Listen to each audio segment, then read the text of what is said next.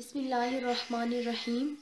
M a final مضمون اسلامیات، علم الکلام اور فلسفہ و اسلام اور مسلم دنیا، پرچہ نہم۔ فہرست، حصہ اول، علم الکلام اور فلسفہ۔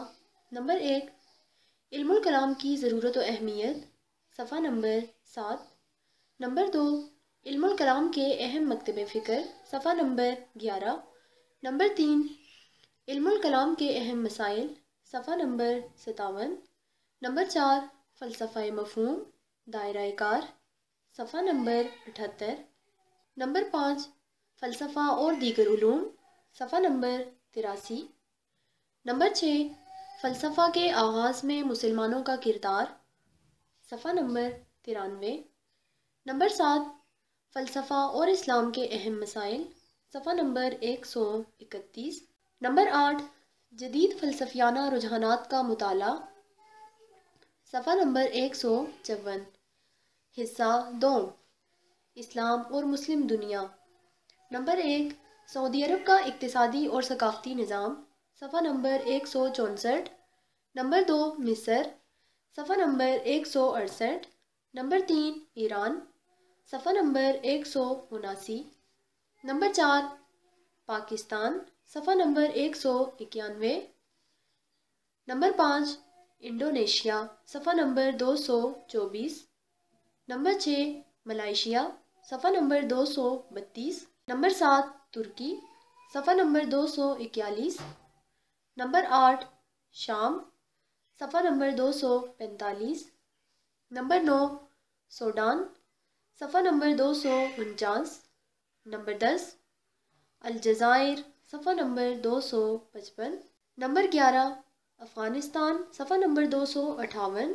نمبر 12، قازقستان، صفحہ نمبر 268۔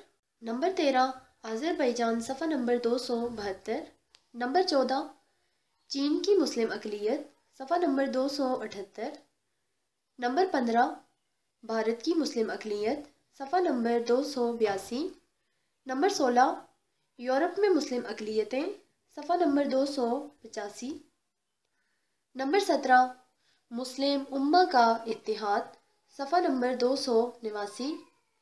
نمبر 18، اسلامی تنظیمیں، صفحہ نمبر 296۔ وہ سن 80 میں مدینہ منورہ میں پیدا ہوا، پھر وہ ترک وطن کر کے بصرہ چلا گیا اور وہاں حضرت حسن بصری رحمہ اللہ کے حلقے میں داخل ہو گیا۔ یہاں اس نے جہم بن صفوان اور بشار بن مرد جیسے بصری مشاہیر سے دوستانہ مراسم پیدا کر لیے، لیکن مذکورہ بالا تینوں شخصیتوں میں سے کسی کے ساتھ بھی اس کے مراسم ہموار نہ رہے۔ کلام واصل، اس کے کلام کے ایسے نمونے محفوظ ہیں جن میں را کے استعمال سے پرہیز کیا گیا ہے۔ مزید برآں وہ اپنی ظرافت سی گردن کی وجہ سے بھی سب میں واضح نظر آتا تھا، اور اس کا یہ عیب اس کے سابق دوست لشار نے اپنی ہجویہ اشعار میں خوب اچھالا ہے۔ لقب غزال، اسے غزال کا لقب اس لیے دیا گیا تھا کہ وہ سود کاٹنے والوں کی منڈی میں بہت جایا کرتا تھا تاکہ ان غریب عورتوں میں صدقات تقسیم کرے جو سود کاٹ کر گزارا کرتی تھی۔ روپے کو ہاتھ لگانے میں بہت زیادہ محتاط ہونے کی وجہ سے اس کی مدح کی جاتی تھی۔ واصل کا اختلاف حسن بصری، واصل کا حضرت حسن بصری سے نظریاتی اختلاف ہی فرقہ معتزلہ کی وجہ سے بنیاد بنا، تاہم اس فرقے کی وجہ تسمیہ کو اس واقعے پر مبنی نہیں قرار دیا جا سکتا۔ واصل بن عطا کے عقائد، واصل سے 4 خاص عقیدے منسوب کیے جاتے ہیں۔ نمبر 1، اللہ تعالیٰ کی صفات ازلیہ کا انکار۔ نمبر 2، انسان کے ارادے کو آزاد و با اختیار ماننا، جس میں وہ قدریہ کا ہم نوا تھا۔ نمبر 3، گناہ کبیرہ کے مرتکب مسلمان کو مسلم اور کافر کے قریب قریب ماننا۔ نمبر 4، اس بات کا اقرار کہ جو فریق قتل عثمان جنگ جمل اور صفین میں شریک تھے ان میں سے ایک ضرور باطل پر تھا، لہٰذا جیسا کہ لعان کی صورت میں فریقین میں سے ایک کو ضرور جھوٹی قسم کا مرتکب ماننا پڑے گا۔ صاحب کتاب الانتصار کا قول، کتاب الانتصار کے مصنف نے اس آخری نظریے کو واصل کے دینی عقائد کے پورے نظام کو نقطۂ آغاز قرار دیا ہے۔ وہ اسے اس صورت میں پیش کرتا ہے کسی صحابی کے قتل کا ارادہ کسی مسلم کو فاسق نہیں کر دیتا، تاہم اسے اعتراف ہے کہ مسئلے کو اس صورت میں پیش کرنے کی وجہ پر اسے ہدف ملامت بنایا گیا ہے کیونکہ واصل صحابہ کرام رضی اللہ میں سے کسی کے قتل کے ارادے کو کفر خیال کرتا ہے۔ ابن راوندی کا قول۔ ابن راوندی کا یہ کہنا ہے کہ واصل قتل صحابی کو فاسق نہیں کہتا، غلط ہے، فاسق تو کیا، وہ تو اس کو کفر کہتا ہے۔ صاحب الکتاب ابن راوندی کہتا ہے کہ واصل اجماع امت سے اپنے اس قول کی وجہ سے خارج ہو گیا، اور یہی قول اعتزال کی اصل ہے کہ اصحاب رسول علیہ السلام کے قتل کے ارادے سے کوئی مسلم فاسق نہیں ہوتا۔ ابن راوندی کو معلوم ہونا چاہیے کہ اس امر کا عزم یہی واصل کے نزدیک کفر ہے، لیکن ابن راوندی بے سوچے سمجھے جو چاہتا ہے قلم اٹھا کر لکھ دیتا ہے۔ جاحد کا قول۔ اس سلسلے میں یہ بات قابل ذکر ہے کہ جاحد البیان میں واصل کا بیان کرتے ہوئے اہل سنت والجماعت سے اس کے زیادہ گہرے اور اہم اختلافات گنواتا ہے جو بعد کے ماخذ میں بیان کردہ اختلافات سے دقیق تر ہیں۔ تصانیف و وفات۔ کہا جاتا ہے کہ اس نے اپنے وقت کے مذہبی اور سیاسی مسائل پر بہت سی کتابیں لکھی۔ اس نے سن 131 میں وفات پائی۔ سوال نمبر 8، امام زمخشری کے احوال پر بحث کیجیے۔ جواب: امام زمخشری۔ تعارف: علامہ زمخشری خوارزم کے مشہور گاؤں زمخشر میں پیدا ہوئے۔ اس کا اصل نام محمود بن عمر تھا، کنیت ابو القاسم تھی۔ فروعی مسائل میں مذہب حنفی کے پیروکار ہیں، جبکہ علم کلام کے معتزلی عقائد کو ماننے والے تھے۔ امام ابو حنیفہ کے عقیدے کو رد کرتے تھے، متعصب معتزلی تھے، اہل سنت والجماعت کے عقائد کا مذاق اڑاتے تھے۔ زمخشری کا حصول علم۔ زمخشری نے ابتدائی علوم اپنے گاؤں کے علماء سے حاصل کیے، پھر تعلیم کے لیے بغداد آئے اور بغداد کے اکابر علماء سے تفسیر، حدیث، صرف و نحو، عربی ادب، بلاغت اور اعتزالی عقائد کی تعلیم حاصل کی، اور اپنے زمانے میں معتزلہ کے جلیل القدر امام تھے۔ صفحہ نمبر 38۔ حصول علم کے بعد مکہ مکرمہ آئے اور حرم کعبہ میں مقیم رہے۔ چونکہ اس کا گھر کعبۃ اللہ سے قریبی علاقے میں تھا، اس لیے زمخشری کو لوگ جار اللہ یعنی اللہ کا پڑوسی کہتے تھے۔ معتزلی عقائد کا برملا اظہار۔ جب بھی کسی دوست یا کسی عالم کی ملاقات کے لیے جاتا تو اجازت لیتے وقت کہا کرتے تھے، ابو القاسم معتزلی ملاقات کی اجازت چاہتا ہے۔ تفسیر کشاف کے خطبہ میں ہے، الحمدللہ الذی جعل القرآن، اس اللہ کے لیے حمد و ثنا ہے جس نے قرآن کو پیدا کیا۔ جعلہ اور خلقہ مترادف کلمات ہیں۔ تفسیر کے شروع میں علامہ زمخشری نے اپنے عقیدے کا برملا اظہار کیا ہے کہ وہ قرآن مجید کو مخلوق سمجھتا ہے۔ علامہ زمخشری اس قدر متعصب ہے کہ جب کوئی آیت معتزلہ کے نظریہ کے مخالف ہو اس میں تعویلیں کرتا ہے۔ اہل سنت والجماعت پر علامہ زمخشری کی زبان درازی۔ اہل سنت والجماعت کا عقیدہ ہے کہ اللہ تعالیٰ توبہ کے بغیر بھی گناہ معاف فرماتا ہے اور کبائر توبہ کرنے کے بعد اللہ تعالیٰ معاف فرماتا ہے۔ اہل سنت کا اس عقیدے کے رد میں علامہ زمخشری قرآن شریف کا یہ ارشاد پیش کرتا ہے، وَمَن يَقْتُلْ مُؤْمِنًا مُتَعَمِّدًا فَجَزَاؤُهُ جَهَنَّمُ خَالِدًا فِيهَا، جو شخص قصداً ارادتاً کسی مومن کو قتل کرے تو اس کی جزا جہنم ہے، اس میں ہمیشہ رہے گا۔ قتل عمد گناہ کبیرہ ہے۔ معتزلہ اس پر قیاس کر کے کبائر گناہوں کے کرنے والے کو ابدی دوزخی قرار دیتے ہیں۔ علامہ زمخشری اس آیت کی روح سے، حالانکہ وہ صرف قتل عمد کے بارے میں ہے، اہل سنت والجماعت کا مذاق اڑاتا ہے کہ اہل سنت مغفرت کے قائل ہے، چونکہ اہل سنت والجماعت کے نزدیک تقدیر پر ایمان لانا جزء ایمان ہے۔ اس لیے زمخشری کہتا ہے کہ جس حدیث میں قدریہ کو مجوس امت کہا گیا ہے، اس سے مراد اہل سنت ہے، کیونکہ یہ تقدیر کو ماننے والے ہیں۔ شہد اللہ انہ لا الہ الا هو الملائکۃ واولو العلم، آیت میں زمخشری کے نزدیک اولو العلم سے معتزلہ علماء مراد ہیں۔ اہل سنت دین اسلام سے خارج ہیں۔ وفات۔ علامہ زمخشری نے آخر کار مکہ مکرمہ کو چھوڑ کر واپس خوارزم کے جرجانیہ میں مقیم رہے اور وہیں سن 538 میں اس دار فانی سے رخصت ہوئے۔ صفحہ نمبر 39 سوال نمبر 9 عمر بن عبید کے حالات پر نوٹ لکھیے۔ جواب: عمر بن عبید۔ تعارف، نام و نسب اور خاندان۔ عمر بن عبید اولین معتزلہ میں سے تھا۔ ان کی کنیت ابو عثمان تھی۔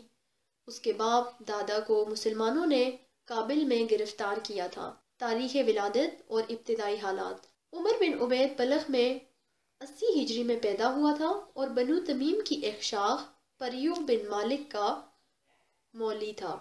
بظاہر اس کا باپ بصرے میں منتقل ہو گیا تھا اور معلوم ہوتا ہے کہ عمر کچھ مدت حضرت حسن البصری رحمہ اللہ کے حلقہ درس میں شامل رہا، اگرچہ جاحظ یہ بھی کہتا ہے کہ وہ فضل بن عیسیٰ الرقاشی کا شاگرد تھا۔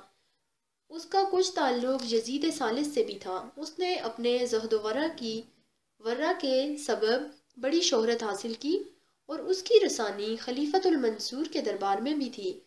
وہ المنصور سے مذہبی اور اخلاقی مسائل پر بے یگانہ گفتگو کیا کرتا تھا اور کبھی کوئی انعام قبول نہیں کرتا تھا۔ المنصور کردار کی مضبوطی کی بنا پر اس کی بڑی عزت کرتا تھا اور اس کی وفات پر اس نے چند اشعار اس کی تعریف میں کہے تھے۔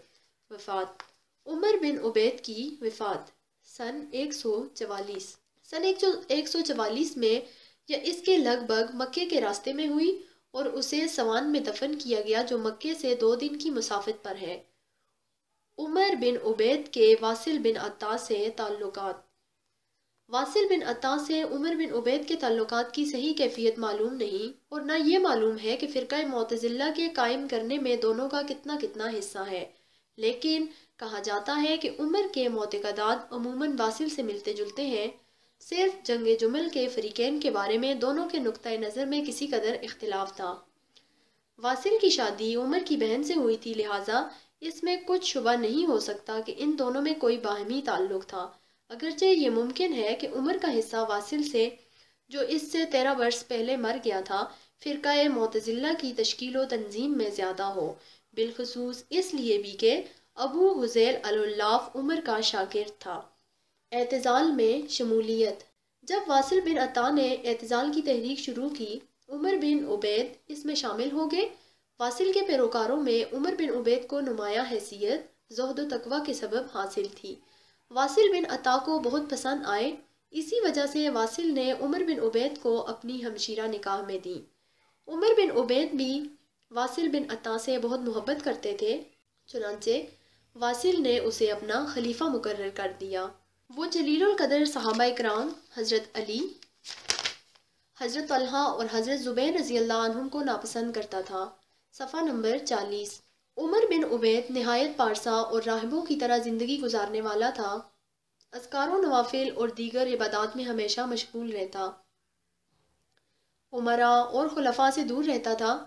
خلفائے عباسیہ کے انعام و اکرام کو ہمیشہ رد کرتا رہا۔ خلیفہ ابو جعفر منصور اس کا بڑا مداح تھا۔ اپنے عہد کے دوسرے علماء اور شیوخ سے عمر بن عبید کو بہت ممتاز سمجھتے تھے۔ سوال نمبر 10 نظام زمخشری کے احوال پر نوٹ لکھیے۔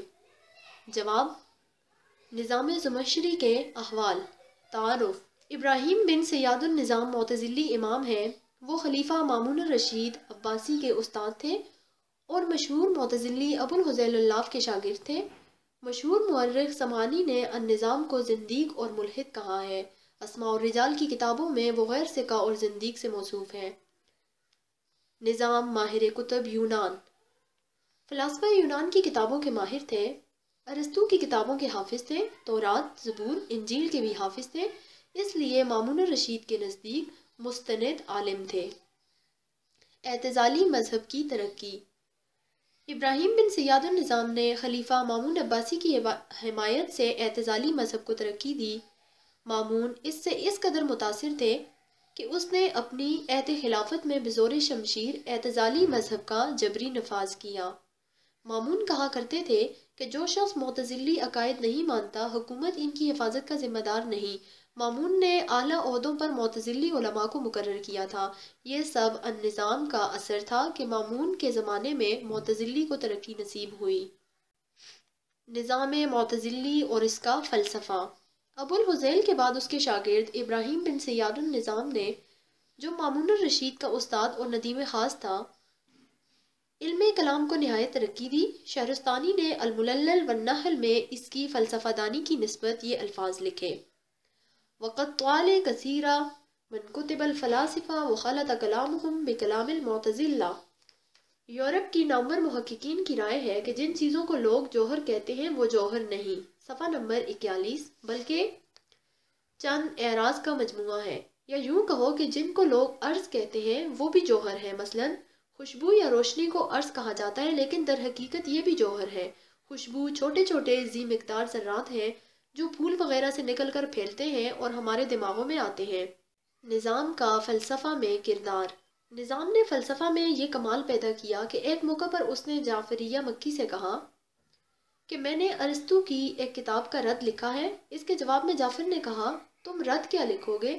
تم تو اس کی کتاب کو پڑھ بھی نہیں سکتے۔ نظام نے کہا کہ آپ کیا چاہتے ہیں، ارسطو کی کتاب کو اول سے آخر تک زبانی سنا دوں یا آخر سے اول تک؟ چنانچہ یہ کہہ کر اس نے ارسطو کی عبارت پڑھنی شروع کی اور ساتھ ساتھ اس کا رد بھی کرتا گیا۔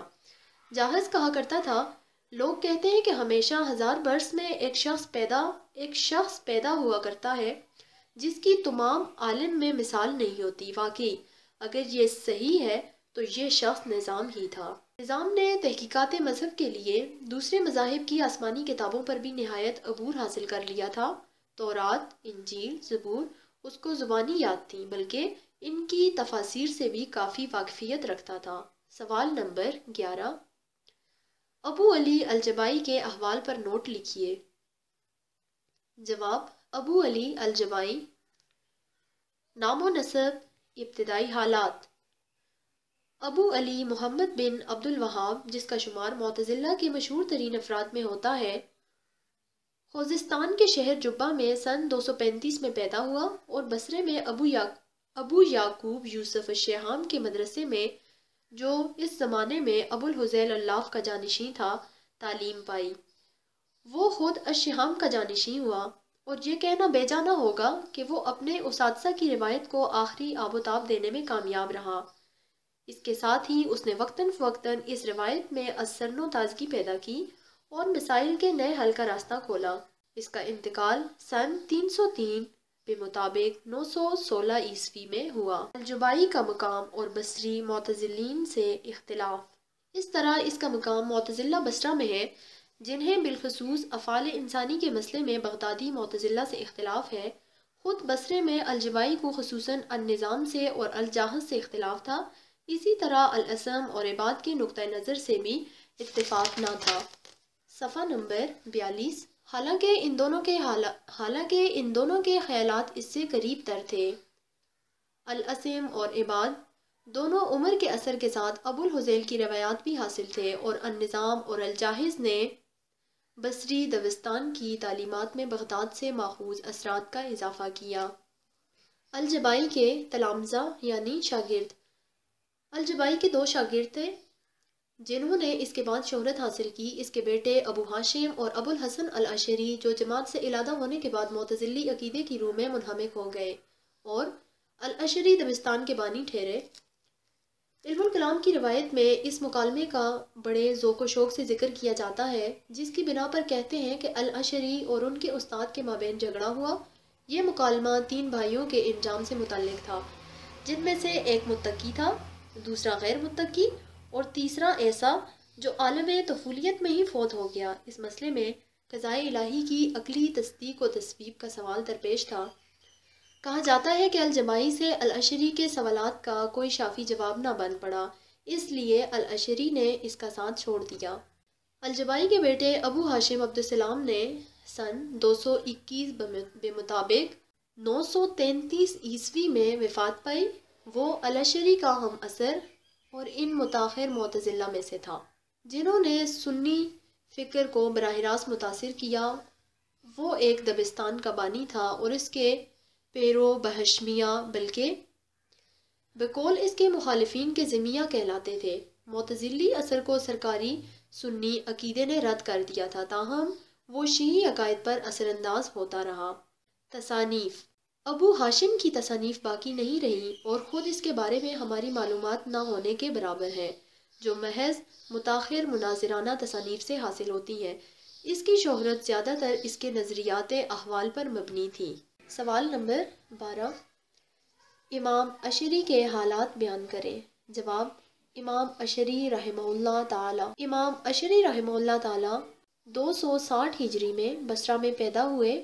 تعلیم، زکریا بن یحییٰ الساجی، ابو خلیفہ احمجی، سہل بن سرح، محمد بن یعقوب المقرئی اور عبد الرحمن بن خلف سے بغداد میں علم حدیث میں مہارت حاصل کر لی۔ علم کلام اپنی والدہ کے شوہر معتزلی ابو علی الجبائی سے پڑھا۔ صفحہ نمبر 43۔ 40 سال تک معتزلی مذہب کا پیروکار تھا۔ جب اس نے رسول اکرم صلی اللہ علیہ وسلم کو خواب میں دیکھا اور رسول صلی اللہ علیہ وآلہ وسلم سے مدد کی درخواست کی تو ان کو فرمایا، علیکہ بسنتی، میری سنت پر عمل کرو، تو بصرہ کی جامع مسجد میں داخل ہوا اور لوگوں سے کہا، میں نے اللہ سے ہدایت مانگ لی، اللہ نے مجھے ہدایت دی اور میں نے اعتزال سے توبہ کر لی۔ علامہ ابن کثیر نے البدایہ والنہایہ امام ابو الحسن الاشعری کے 3 احوال بیان کیے ہیں۔ نمبر 1، حال اول، اعتزال جس سے اس نے توبہ کی۔ نمبر 2، حال دوم، اللہ تعالیٰ کی صفات عقلیہ ماتریدیوں کی طرح مانتے تھے اور اللہ کی خبری صفات میں جیسے الوجہ، یدین، القدم والساق میں تعویل کرتے تھے۔ نمبر 3، حال سوم، اللہ تعالیٰ کی صفات کو بغیر تکییف، بغیر تعویل، بغیر تشبیہ، سلف صالح کی طرح مان کر اپنے عقیدے کا اعلان کیا۔ امام ابو الحسن الاشعری 68 کتابوں کے مصنف ہیں اور اس کی کتاب مقالات الاسلامین پر واضح ہے کہ وہ صرف متکلم عالم نہیں تھے بلکہ تاریخ کے بہت بڑے عالم تھے۔ وفات، مستشرقین میں امام اشعری رحمہ اللہ کے مداح خواہ ہیں۔ ملاحظہ ہو، مسلم کریڈ، تالیف ونسنگ، سن 324 کو بغداد میں وفات پائی۔ مشرط الروایہ میں دفن کیا اور اس کے جنازے میں اعلان ہوا، الیوم مات ناصر السنہ۔ اشعری طریقہ کی وسعت و بقا، امام اشعری رحمہ اللہ کی علم الکلام میں خدمات کے سبب اشعری عقائد کو ترقی نصیب ہوئی۔ آپ کے شاگردوں اور شاگردوں کے شاگردوں میں علم کلام کے بڑے ائمہ پیدا ہوئے جن کے زور قلم، قوت استدلال سے اشعری طریقہ کو بڑی ترقی نصیب ہوئی اور معتزلہ کا زور ٹوٹ گیا۔ اشعری طریقہ کے مشہور ائمہ: نمبر 1، ابو سہل سالوکی، نمبر 2، ابو بکر کفال، نمبر 3، ابو زید مروزی، نمبر 4، ابو بکر الباقلانی، نمبر 5، استاذ ابو اسحاق اسام الاسفرائینی، نمبر 6، امام ابو بکر بن فورق، نمبر 7، امام غزالی کے استاد امام الحرمین، نمبر 8، امام حجت الاسلام الغزالی، نمبر 9، امام فخر الدین رازی۔ سلطان صلاح الدین ایوبی نہایت دیندار بادشاہ تھے۔ انہوں نے مذہب شافعی اور اشعری عقائد کی ترویج شروع کی۔ قضاء، ولایت، اوقاف کے تمام عہدے اشعریہ فرقہ کو سپرد کر دیے۔ مراکش کے بادشاہ محمد بن تومرس نے امام غزالی رحمہ اللہ سے طریقہ اشعریہ سیکھا۔ اس نے مراکش میں اشعری طریقہ رائج کیا۔ ان کے خلیفہ عبد المومن قیسی نے بزور شمشیر اشعری عقائد کو ترویج دی۔ اشعری عقائد کے منکرین قتل کر دیے۔ صفحہ نمبر 44۔ سلطان صلاح الدین کے بعد مصر میں اور عبد المومن کے بعد بلاد مغرب یعنی مراکش میں ان کی اولاد نے ان کے نقش قدم پر چل کر اشعری طریقہ کی عام اشاعت کی اور اسی طریقہ اشعری طریقے کو بقا اور وسعت نصیب ہوئی۔ اشعری فرقہ کے عقائد، امام ابو الحسن اشعری نے الابانہ عن اصول الدیانہ، ہمارا دین، اس میں لکھا ہے، ہمارا دین قرآن و سنت اور صحابہ، تابعین اور ائمہ حدیث کے مستند روایات ہے اور ہمارا مذہب ابو عبداللہ احمد بن محمد حنبل رحمۃ اللہ علیہ کا ہے جو اہل سنت والجماعت کا چوتھا امام ہے۔ مختصراً ہمارا عقیدہ درج ذیل ہے۔ نمبر 1، ہم اللہ تعالیٰ، اس کے فرشتوں، کتابوں اور اس کے رسولوں کا اقرار کرتے ہیں اور اس کو مانتے ہیں جو اللہ کی طرف سے ہمارے پاس آیا اور ثقہ راویوں نے ہمیں رسول صلی اللہ علیہ وسلم سے روایت کی ہے۔ ہم ان میں سے کسی چیز کو رد نہیں کرتے۔ نمبر 2، اللہ عز و جل ایک یکتا خدا ہے، اس کے سوا کوئی معبود نہیں، ایک بے نیاز ہے، نہ اس کی بیوی نہ اس کے بچے ہیں۔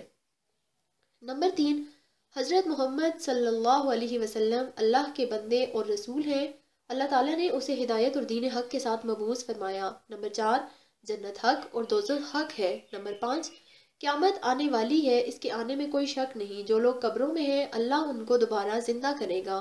نمبر 6، اللہ تعالیٰ اپنے عرش پر ہے، جیسے اللہ تعالیٰ نے فرمایا الرحمن علی العرش استویٰ، سورہ طٰہٰ آیت نمبر 5۔ نمبر 7، اللہ تعالیٰ کا وجہ بلا کیف ہے، جیسے اللہ تعالیٰ کا ارشاد ہے وَيَبْقَى وَجْهُ رَبِّكَ ذُو الْجَلَالِ وَالْإِكْرَامِ، سورہ الرحمن آیت نمبر 27۔ نمبر 8، اللہ کے یدین ہے یعنی 2 ہاتھ، جس کی کیفیت معلوم نہیں، بلا کیف ہے۔ اللہ تعالیٰ کا ارشاد ہے خلقت بیدی، سورہ صاد، بل یداہ مبسوطتان۔ نمبر 9، اللہ تعالیٰ کی عین یعنی آنکھ بلا کیف ہے۔ اللہ تعالیٰ کا ارشاد ہے تجری بأعیننا، سورہ القمر آیت نمبر 14۔ نمبر 10، اور جس نے گمان کیا کہ اللہ کے نام یعنی صفات اس سے غیر یعنی جدا ہیں، وہ گمراہ ہے۔ نمبر 11، اللہ عالم ہے، اللہ تعالیٰ نے فرمایا انزلہ بعلمہ، سورہ النساء، وما تحمل من انثى ولا تضع الا بعلمہ، سورہ فاطر آیت نمبر 11۔ صفحہ نمبر 45۔ نمبر 12، اللہ تعالیٰ کے لیے سمع و بصر ثابت کرتے ہیں، معتزلہ، جہمیہ اور خوارج کی طرح صفات کی نفی نہیں کرتے۔ نمبر 13، اللہ تعالیٰ کی قوت صفت بھی ہے، اس کا ارشاد ہے اولم یروا ان الذی خلقهم هو اشد منهم قوة۔ نمبر 14، اللہ تعالیٰ کا کلام قرآن غیر مخلوق ہے، ہر چیز کو اللہ تعالیٰ نے پیدا کرنے کن کہہ کر پیدا کیا، اسی کا ارشاد ہے انما قولنا لشیء اذا اردناه ان نقول له کن فیکون۔ جو قرآن کو مخلوق سمجھتا ہے وہ کافر ہے، سورہ النحل آیت نمبر 40۔ نمبر 15، زمین پر خیر و شر اللہ تعالیٰ کی مشیت سے اور اشیاء اللہ تعالیٰ کے ارادے سے پیدا ہوتی ہیں، اللہ تعالیٰ کے کرنے کے بغیر کوئی شخص کوئی کام نہیں کر سکتا۔ نمبر 16، ہم اللہ تعالیٰ کے محتاج ہیں اور اللہ تعالیٰ کے علم سے باہر نہیں نکل سکتے۔ نمبر 17، صرف اللہ تعالیٰ خالق پیدا کرنے والا ہے، بندوں کے اعمال اللہ کی مخلوق اور اس کے قضاء و قدر سے ہیں، جیسا کہ اس نے فرمایا واللہ خلقکم وما تعملون، سورہ الصافات۔ اللہ کے بندے کوئی چیز پیدا نہیں کر سکتے، بندے خود ہی مخلوق ہے۔ اللہ تعالیٰ کا ارشاد ہے هل من خالق غیر اللہ، سورہ فاطر آیت نمبر 3۔ کیا اللہ کے سوا کوئی پیدا کرنے والا ہے؟ اور ارشاد باری تعالیٰ ہے لا یخلقون شیئا وهم یخلقون، یہ کوئی چیز پیدا نہیں کر سکتے بلکہ یہ خود ہی مخلوق ہے، سورہ النحل آیت نمبر 20۔ نمبر 18، اللہ تعالیٰ نے مہربانی سے مومنوں کو اپنی اطاعت کی توفیق دی اور ان کو ہدایت کی، جبکہ اللہ تعالیٰ نے کافروں کو گمراہ کر دیا اور انہیں ہدایت نہیں کی۔ اللہ تعالیٰ نے فرمایا من یہد اللہ فہو المہتدی ومن یضلل فاولئک هم الخاسرون، سورہ الاعراف۔ جس کو اللہ تعالیٰ ہدایت کرتا ہے وہ ہدایت پانے والا ہے اور جس کو گمراہ کرتا ہے وہ ضیاءکار ہے۔ نمبر 19، خیر و شر اللہ تعالیٰ کے قضاء و قدر سے ہے، بندے اپنے ضرر اور نفع کے اختیار نہیں رکھتے۔ اللہ تعالیٰ کا ارشاد ہے قل لا املک لنفسی نفعا ولا ضرا الا ما شاء اللہ، سورہ الاعراف۔ آپ کہہ دیجئے میں اپنے فائدے اور ضرر کا مالک نہیں مگر اللہ چاہے۔ نمبر 20، اللہ تعالیٰ آخرت میں آنکھوں سے دیکھا جا سکے گا جیسے لوگ بدر کی رات چاند کو دیکھتے ہیں، اسی طرح مومنین آخرت میں اللہ کو دیکھیں گے جیسے احادیث صحیحہ میں ثابت ہے، اور کافر نہیں دیکھ سکیں گے۔ اللہ تعالیٰ کا ارشاد ہے کلا انہم عن ربہم یومئذ لمحجوبون، سورہ المطففین آیت نمبر 15۔ نمبر 21، کبائر کا ارتکاب کرنے والا مومن ہے، کافر نہیں ہے، اور جو ان کبائر کو حلال سمجھ کر کرتا ہے وہ کافر ہے۔ نمبر 22، ہمارا ایمان ہے کہ عذاب قبر، حوض کوثر، میزان، صراط، مرنے کے بعد دوبارہ زندہ ہونا اور حساب و کتاب حق ہے۔ صفحہ نمبر 46۔ نمبر 23، ایمان قول و عمل ہے، زیادہ اور کم ہو سکتا ہے اور ہم تمام صحیح روایات اس سلسلے میں مانتے ہیں۔ نمبر 24، خلفائے راشدین کو ترتیب خلافت سے افضل سمجھتے ہیں۔ نمبر 25، دجال کا خروج اور حدیث معراج کو صحیح مانتے ہیں۔ نمبر 26، مردگان اسلام کو صدقہ اور دعا سے نفع حاصل ہوتا ہے۔ سوال نمبر 13، امام غزالی رحمۃ اللہ علیہ پر نوٹ لکھیے۔ جواب، امام غزالی رحمۃ اللہ علیہ، نام و نسب اور ابتدائی حالات۔ نام محمد اور کنیت ابو حامد، حجت الاسلام اور زین الدین لقب اور الغزالی عرف ہے۔ سن 450 1085 میں سوس میں پیدا ہوئے۔ بعض لکھتے ہیں کہ وہ 1059 میں خراسان کے شہر توس میں پیدا ہوئے۔ آپ کسی ثروت مند خاندان سے تعلق نہ رکھتے تھے۔ آپ کے والد ایک صوفی مفلس آدمی تھے، اپنے ہاتھ سے سوت کاٹ کر فروخت کرتے تھے اور اس طرح وجہ معاش بناتے تھے۔ عربی میں غزل کا لغوی معنی ہے کاٹنا۔ غالباً اسی وجہ سے امام صاحب اپنے والد کے پیشے کے بنا پر الغزالی کے عرف سے مشہور ہوئے۔ بعض کہتے ہیں کہ سوت میں ایک گاؤں کا نام غزالہ تھا اور اس کی وجہ سے امام صاحب الغزالی کہلانے لگے۔ ان کے والد صوفی آدمی تھے، فقہا اور علمی مجلسوں میں بیٹھتے اور وعظ سنتے تھے۔ فقہا کی مجلس میں بیٹھتے تو خداوند تعالیٰ کے حضور میں دعا کرتے کہ خدا ان کو ایک ایسا بیٹا عطا کرے جو فقیہ ہو، اور جب وعظ وغیرہ سنتے تو دعا کرتے خدا انہیں ایک ایسا بیٹا عطا کرے جو واعظ ہو، اور ان کی دونوں دعائیں اللہ تعالیٰ نے قبول فرمائی۔ ان کا بڑا لڑکا ابو حامد محمد بہت بڑا فقیہ بن گیا اور چھوٹا بیٹا احمد بہت بڑا واعظ۔ لیکن یہ سب کچھ ان کی وفات کے بعد ہوا۔ جب مرنے لگے تو اپنے دونوں بیٹوں کو اپنے ایک صوفی دوست کے سپرد کیا اور اس سے کہا، مجھے بہت افسوس ہے کہ میں تعلیم سے محروم رہ گیا، اس لیے میں چاہتا ہوں کہ تم ان دونوں لڑکوں کو تعلیم دو۔ صفحہ نمبر 47۔ تاکہ میری جہالت کا کفارہ ہو جائے۔ چنانچہ ان کی وفات کے بعد اس صوفی دوست نے دونوں بچوں کی تعلیم شروع کی، لیکن جلد ہی سامان ختم ہو گیا تو دونوں بچوں کو ایک مدرسے میں داخل کرا دیا تاکہ اس طرح ان کے گزر اوقات کا ذریعہ بھی بن جائے اور تعلیم بھی حاصل ہو جائے۔ حصول تعلیم کے لیے سفر۔ الغزالی رحمہ اللہ یہاں سے فقہ وغیرہ پڑھنے کے بعد جرجان چلے گئے اور امام ابو نصر اسماعیل سے پڑھنا شروع کر دیا۔ اس زمانے میں تعلیم کا یہ اصول تھا کہ استاد جو لیکچر دیتا تھا شاگرد اسے لکھ لیتے تھے۔ ان یادداشتوں کو تعلیقات کہتے تھے۔ امام صاحب نے بھی یہاں اس قسم کی تعلیقات کا ایک مجموعہ تیار کیا تھا۔ کچھ عرصہ بعد جب وطن واپس آنے لگے تو راستے میں ڈاکوؤں نے ان کا سارا سامان مع تعلیقات کے اس مجموعے کو چھین لیا۔ انہیں اس کا شدید صدمہ ہوا، چنانچہ وہ ڈاکوؤں کے سردار کے پاس گئے اور مجموعہ واپس مانگا، نیز کہا کہ انہوں نے اس مجموعے کے لیے ہی وطن چھوڑا تھا۔ وہ ڈاکو ہنس پڑا اور کہا، تم نے خاک سیکھا ہے، جبکہ تمہاری حالت یہ ہے کہ جب ہم نے تم سے یہ چھین لیا تم تو بالکل کورے رہ گئے۔ خیر، اس نے مجموعہ واپس کر دیا۔ اس طنز کا امام صاحب پر بہت اثر ہوا، چنانچہ وطن پہنچنے پر ان تعلیقات کو زبانی یاد کرنا شروع کر دیا، حتیٰ کہ پورے 3 سال میں ان کو زبانی یاد کر لیا۔ اس کے بعد امام الغزالی تکمیل علوم کے لیے نیشا پور میں جا کر امام الحرمین کے حلقہ درس میں شریک ہو گئے۔ بہت محنت اور توجہ سے علم منطق، علم کلام اور فلسفہ و حکمت کی کتب پڑھی اور بہت جلد ہی اپنے ساتھیوں سے ممتاز ہو گئے۔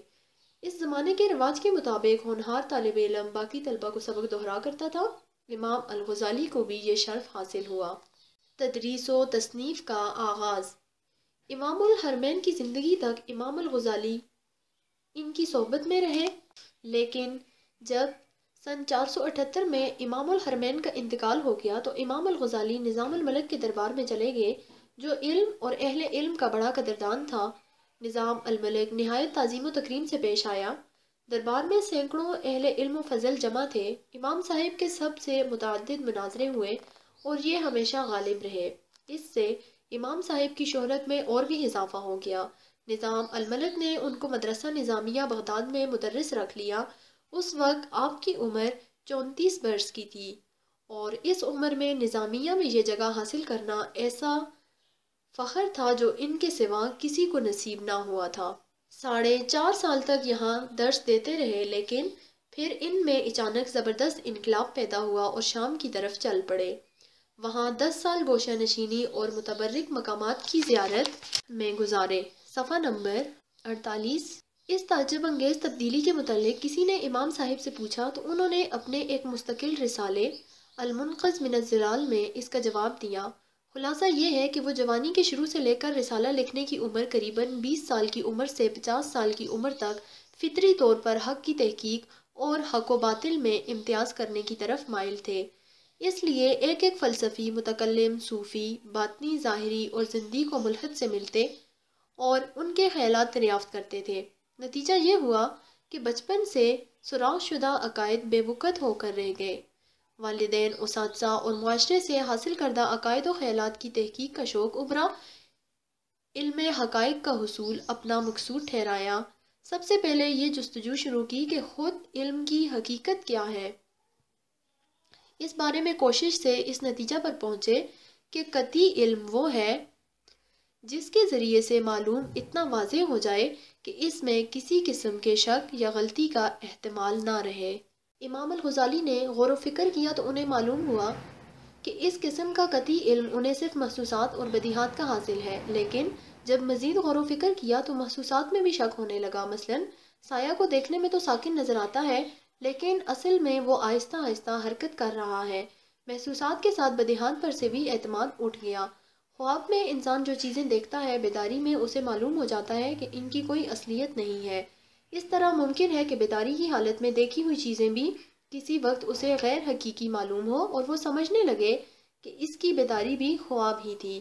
غالباً اس حالت کا نام موت ہے۔ چنانچہ اسی وجہ سے حضور صلی اللہ علیہ وآلہ وسلم نے فرمایا ہے کہ لوگ نیند میں ہیں، جب مر جائیں گے تو بیدار ہوں گے۔ قریباً 2 ماہ تک یہی حالت رہی۔ پھر یہ حالت تو نہ رہی، لیکن مختلف مذاہب کے خلاف جو شبہات تھے وہ اسی طرح قائم رہے۔ تحقیق فرق۔ اس وقت مسلمانوں میں صرف یہ فرقے تھے: متکلمین، باطنیہ، فلاسفر اور صوفیہ۔ الغزالی نے ان میں سے ہر فرقے کے عقائد اور خیالات کی تحقیق شروع کی اور آغاز متکلمین سے کیا، لیکن انہوں نے علم کلام کو اپنے لیے غیر تسلی بخش پایا، کیونکہ علم کلام میں جن مقدمات سے استدلال کیا جاتا ہے وہ تقلید یا منقولہ علوم پر مبنی ہوتے ہیں اور اس شخص کو قائل نہیں کر سکتے جو بدیہات کے سوا کسی چیز کا قائل نہ ہو۔ علم کلام کے بعد فلسفہ کا مطالعہ کیا۔ فلسفہ کی شاخ مابعد الطبیعیات میں بہت سی اغلاط نکالی اور یقین ہو گیا کہ محض عقل سے تمام مشکلات حل نہیں کیے جا سکتے۔ فرقہ باطنیہ کا مطالعہ کیا تو یہاں بھی ان کا مسئلہ حل نہ ہو سکا۔ سب سے آخر میں تصوف کی طرف توجہ کی۔ تصوف پر کتب کا مطالعہ کیا، لیکن تصوف کی تکمیل علم اور عمل دونوں سے ہوتی ہے، اس لیے اس کا علم حاصل کرنے کے بعد اس کے عملی پہلو کو اپنانا ضروری تھا۔ صفحہ نمبر 49۔ اور عمل کے لیے زہد و قناعت اور ریاضت کی ضرورت تھی، اس لیے جاہ و منصب چھوڑ چھاڑ کر شام کا رخ کیا۔ شام پہنچ کر وہاں قریباً 2 سال تک قیام کیا اور اس دوران میں ریاضت اور مجاہدے کے سوا کوئی اور کام نہ تھا۔ اس کے بعد حج کرنے کے لیے حجاز کا سفر کیا، پھر واپس آ گئے۔ یہاں بھی کوشہ نشینی جاری رہی، اگرچہ معاش وغیرہ کی ضروریات سے اس میں کبھی بھی خلل واقع ہو جاتا تھا۔ 10 سال تک یہ حالت قائم رہی اور اس حالت میں انہیں یقین ہو گیا کہ صرف صوفیہ ہی سیدھی راہ پر چلنے والے ہیں، انہی کے اخلاق افضل ہیں۔ مصروفیات۔ اس حالت میں قریباً 10 سال گزر گئے۔ امام صاحب کو وہ اسباب اچھی طرح معلوم ہو گئے جنہوں نے فلاسفہ، باطنیہ اور صوفیہ کے عقائد و خیالات اور اعمال کو خراب کر دیا تھا۔ انہیں اپنے آپ پر یہ بھی اعتماد تھا کہ وہ آسانی سے ان کے شبہوں کا ازالہ کر سکتے تھے، اس لیے اب گوشہ نشینی کی حالت مفید نہ تھی، لیکن ساتھ یہ خوف بھی لاحق ہوا کہ جب لوگوں کو حق کی دعوت دیں گے تو وہ ان کے مخالف ہو جائیں گے۔ ایسی دعوت کے لیے مناسب وقت اور حکمران کے تعاون و حمایت کی ضرورت تھی۔ ان وجوہ کی بنا پر انہوں نے خلوت کی حالت کو ہی پسند کیا۔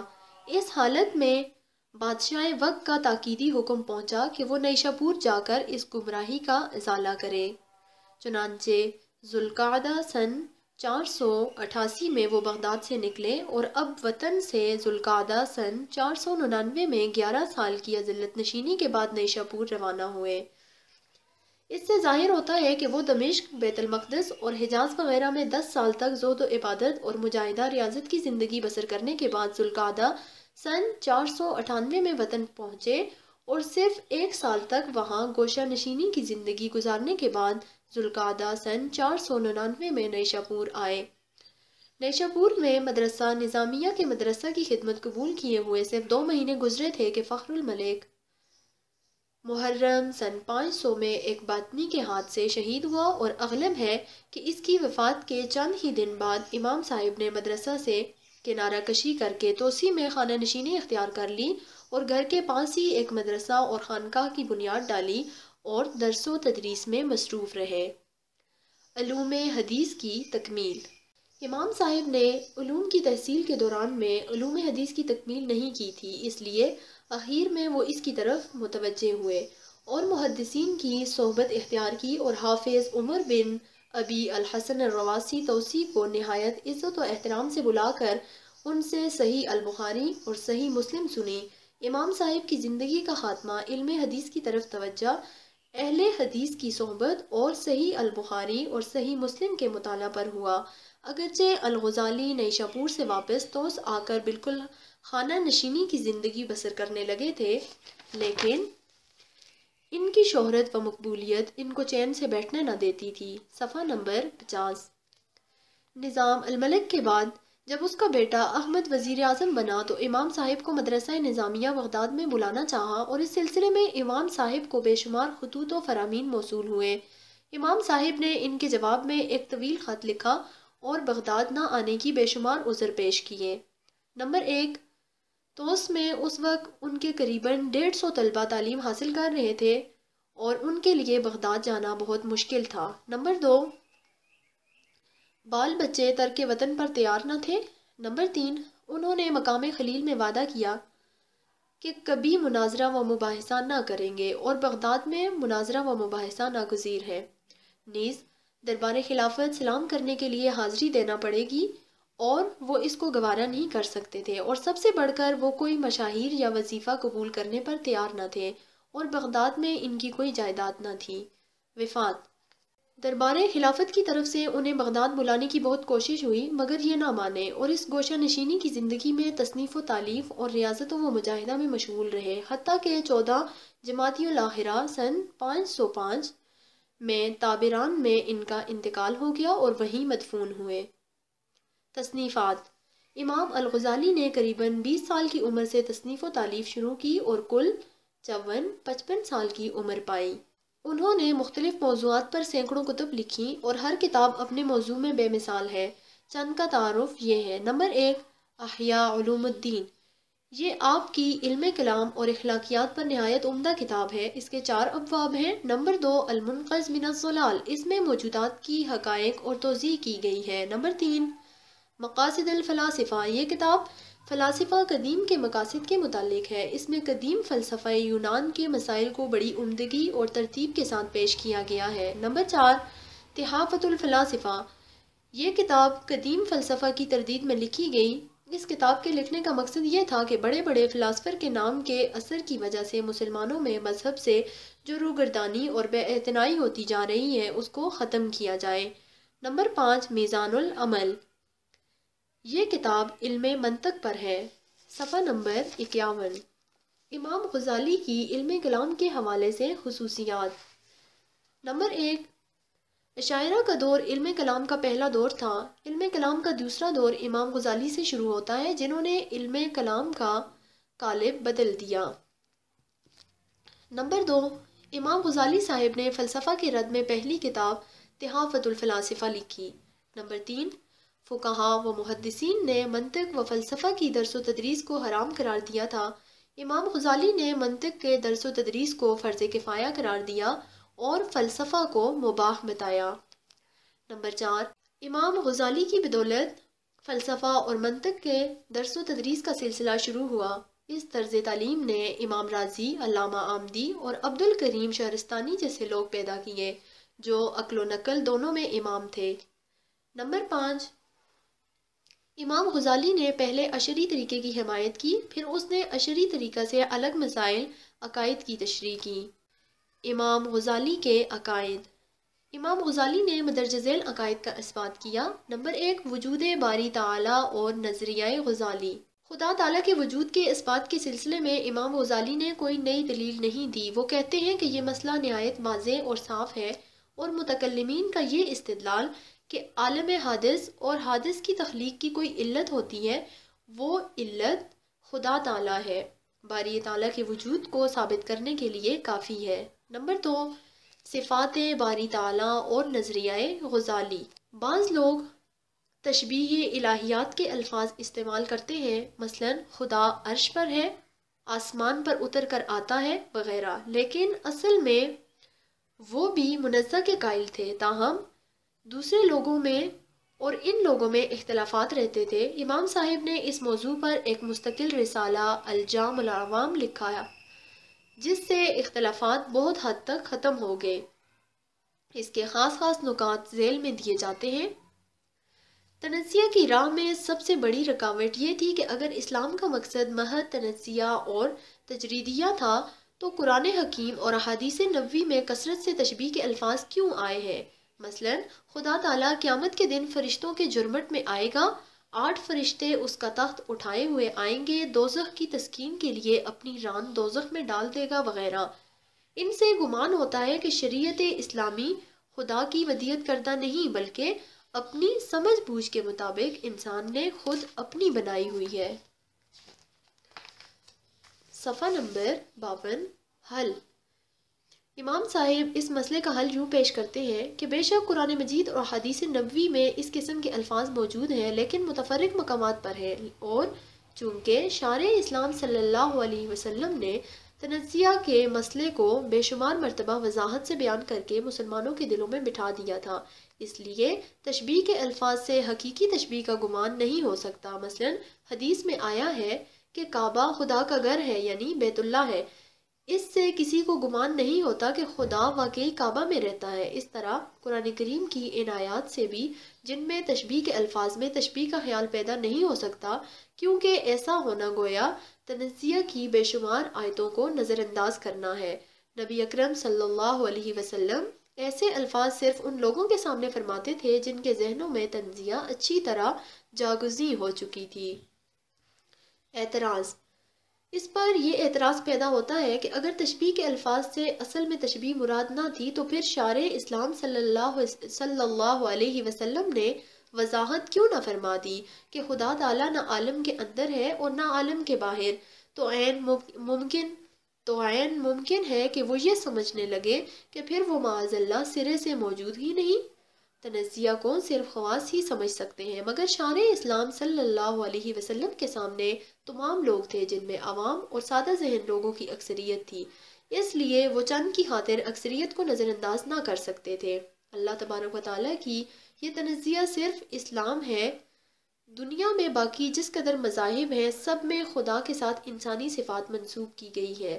اسلام کا خدا انسانی اوصاف سے پاک ہے، لیس کمثلہ شیء، اس جیسی کوئی چیز نہیں۔ القرآن۔ کہیں تشبیہ کے جو الفاظ استعمال ہوئے ہیں وہ حقیقت میں استعارے اور مجازات ہیں۔ نمبر 3، نبوت اور نظریہ غزالی۔ نبوت کے بارے میں الغزالی نے المفقز من الضلال میں نہایت تفصیل سے بحث کی ہے۔ وہ کہتے ہیں کہ انسان پیدائش کے وقت بالکل جاہل ہوتا ہے، پھر اس میں سب سے پہلے لمس کا حاسہ پیدا ہوتا ہے، پھر دیکھنے کا حاسہ پیدا ہوتا ہے جس کے ذریعے وہ رنگ و مقدار کا ادراک کر سکتا ہے، پھر سننے کی قوت پیدا ہوتی ہے، پھر ذائقہ کی، حتیٰ کہ محسوسات کی حد ختم ہو جاتی ہے۔ اس کے بعد اسے تمیز کی قوت ملتی ہے، اس کے ذریعے ان اشیاء کا ادراک کر سکتا ہے جو حواس کی رسائی سے باہر ہے۔ پھر عقل کا دور آتا ہے جس سے ممکن محال، جائز و ناجائز کا ادراک ہوتا ہے۔ عقل سے بھی آگے ایک مقام ہے، اس مقام کے مدرکات کے لیے محض عقل بالکل بیکار ہے، اسی مقام کو نبوت کہتے ہیں۔ اس طرح نبوت وہ قوت یا ملکہ ٹھہری جس کے ذریعے سے ان چیزوں کا ادراک ہو سکتا ہے جن کا ادراک واضح ہمسا اور تمیز و عقل سے نہیں ہو سکتا، اور نبوت کا انکار ایسے ہی ہے جیسے وہ شخص معقولات کا انکار کرے جسے ابھی تک عقل ملی ہی نہیں۔ نبوت کے ساتھ امام صاحب نے معجزات کا بھی اس بات کر دیا ہے۔ صفحہ نمبر 53۔ نمبر 4، روح اور نظریہ امام غزالی۔ روح کی حقیقت کے متعلق مضمون صغیر یعنی چھوٹے سے مضمون میں امام صاحب لکھتے ہیں کہ وہ جوہر ہے، جسم نہیں، اور اس کا تعلق بدن سے ہے، لیکن نہ وہ بدن سے ملا ہے نہ جدا، نہ داخل ہے نہ باہر، نہ حال ہے نہ محل۔ روح کے اس بات میں تو امام صاحب نے کوئی دلائل نہیں دیے، البتہ اس کی صفات اور خصوصیات کے ثبوت میں دلائل دیے ہیں۔ روح کے جوہر ہونے کی دلیل یہ ہے کہ روح اشیاء کا ادراک کرتی ہے اور ادراک عرض ہے، اور یہ فلسفہ کا ثابت شدہ مسئلہ ہے کہ عرض کے ساتھ قائم نہیں ہو سکتا، اس لیے روح کا جوہر ہونا ایک ضروری امر ہے۔ روح کے غیر جسمانی ہونے کی دلیل یہ ہے کہ اگر وہ جسم ہوگی تو اس میں طول و عرض ضرور ہوگا اور یہ تقسیم پذیر ہوگی۔ جب یہ اجزاء میں تقسیم ہو سکتی ہے تو یہ بھی ممکن ہے کہ ایک جز میں ایک چیز پائی جائے اور دوسرے جز میں اس چیز کا نقیض، یعنی یہ بھی ہو سکتا ہے کہ ایک وقت میں روح کو ایک چیز کا علم ہو اور جہل بھی، اور یہ ناممکن ہے، لہٰذا روح غیر جسمانی ہے۔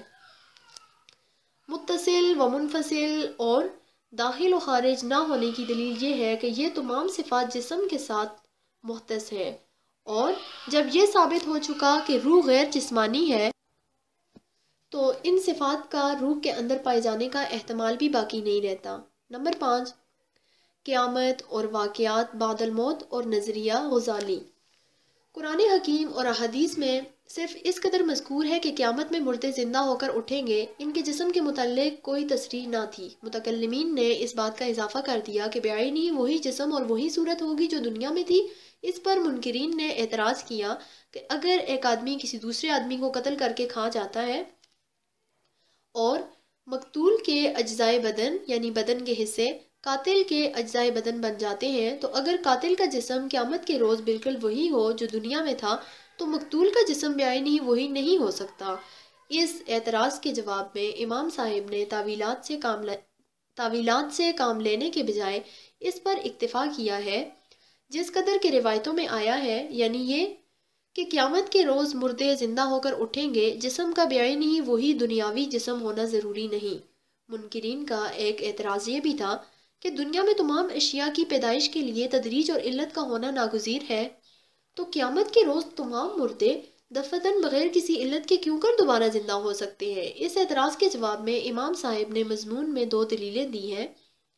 دلیل نمبر 1، جاندار اشیاء کی پیدائش 2 طرح سے ہوتی ہے، تولد اور توالد۔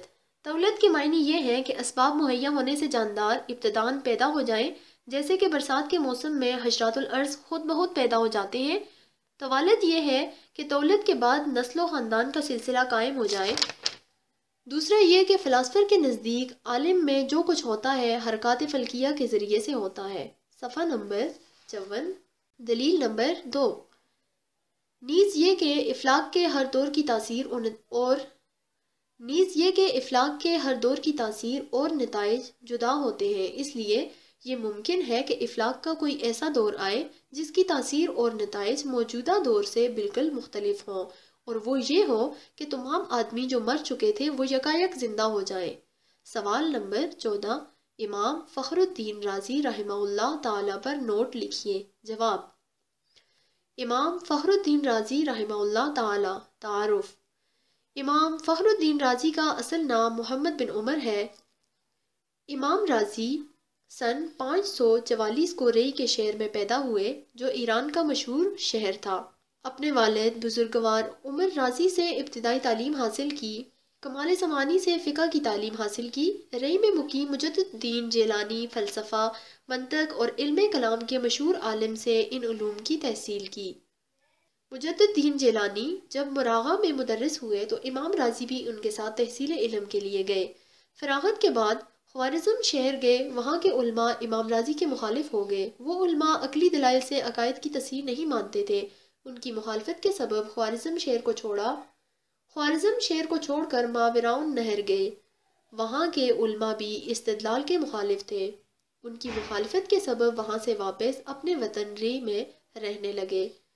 علماء کی مخالفت سے مولانا جلال الدین رومی بھی امام رازی کے مخالف ہیں۔ وہ کہتا ہے اگر دلائل عقلیہ سے دین کا کام ہو سکتا تو فخر الدین رازی دین اسلام کے رازدان عالم ہوتے۔ امام رازی پہلے تنگ دست تھے، لیکن جب رئی کے ایک تاجر نے اپنی بیٹیاں امام صاحب کے بیٹوں کو دی، اس تاجر کا کوئی بیٹا نہیں تھا، لہٰذا تاجر کے مرنے کے بعد ساری دولت امام رازی کو ملی۔ وہ اس قدر مالدار ہوئے کہ شہاب الدین غوری فاتح ہند نے امام رازی سے قرضہ لیا۔ علاقے کے حکمران بادشاہ امام رازی کے دربار میں حاضر ہوتے تھے۔ احمد بن التمش خوارزم شاہ جو خراسان ماوراء نہر کا شغر اور عراق کے بادشاہ تھے، وہ بھی امام رازی کی خدمت میں حاضر ہوتا۔ صفحہ نمبر 55۔ افغانستان حرات کے حکمران حسین حرمین نے امام رازی کو حرات بلایا، وہاں عزت و اکرام سے رکھا۔ شاہی محل بادشاہ حرات نے اس کو تحفہ کے طور پر دیا تھا۔ ایران کے علماء محقق توسیع، علامہ باقر وغیرہ سے امام رازی کے مناظرے ہوئے۔ وہ لوگ توحید اور صفات الہیہ میں فلاسفہ کے دلائل صحیح مانتے تھے۔ امام رازی نے فلاسفہ کے دلائل رد کر کے علم کلام کی مہارت سے مسائل کی وضاحت کی۔ علامہ قطب الدین رازی نے بھی امام فخر الدین رازی کے سامنے ہتھیار ڈال دیے۔ چونکہ امام رازی فلسفہ دیونان کے بہت ماہر تھے، لہٰذا اس نے علم کلام کے مسائل فلسفہ کے مسائل سے مخلوط کر دیے۔ امام رازی کے بعد دوسرے علماء بھی اس کے نقش قدم پر چلے اور انہوں نے علم کلام کو فلسفہ بنایا۔ امام رازی کے علم کلام میں مشہور تصانیف۔ امام رازی اشعری عقائد کے علمبردار تھے۔ اشعری عقائد کی حقانیت کے لیے اشعری علماء سے آگے بڑھے۔ قدرت اور جبر کے مسئلے میں اشعری عقیدہ کے لیے عقلی دلائل کا انبار لگایا، یہاں تک کہ امام رازی کی تفسیر کبیر ان عقلی دلائل سے بری ہے۔ امام رازی نے اسرائیلی روایات جو مختلف قرآنی تفاسیر میں موجود ہیں، انہوں نے قوی دلائل سے تفسیر کبیر میں ثابت کیا کہ یہ بے بنیاد اور بیہودہ روایات ہیں۔ مثلاً نمبر 1، حضرت آدم علیہ السلام کا اپنے بیٹے کا نام شیطان کے کہنے پر عبد الحارث رکھا۔ حارث یعنی شیطان کا نام ہے یہ۔ نمبر 2، حضرت ابراہیم علیہ السلام کا 3 دفعہ جھوٹ بولنا۔ نمبر 3، حضرت داؤد علیہ السلام کا اوریا کی بیوی پر عاشق ہونا۔ ایسے دیگر واقعات کو امام رازی نے تفسیر کبیر میں خرافات قرار دیا ہے۔ امام رازی کے چند مشہور تصانیف درج ذیل ہے۔ نمبر 1، زبدۃ اللوامع المبینات فی شرح اسماء اللہ والصفات۔ نمبر 2، کتاب المقضاء والقدر۔ نمبر 3، تعجیز الفلاسفہ۔ نمبر 4، المباحث العمادیہ۔ نمبر 5، کتاب الخلق والبعث۔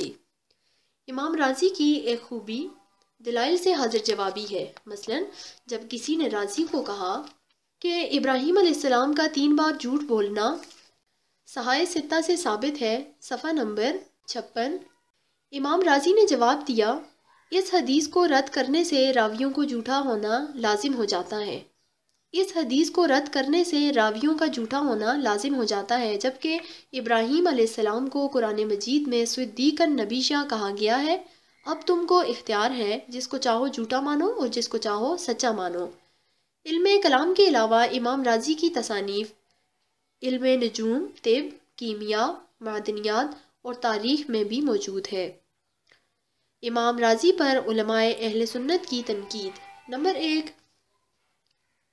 1، علامہ ذہبی میزان الاعتدال میں رقم طراز ہے۔ فخر الدین بن الخطیب الرازی عقلیات کا ماہر علم حدیث سے ناواقف ہے۔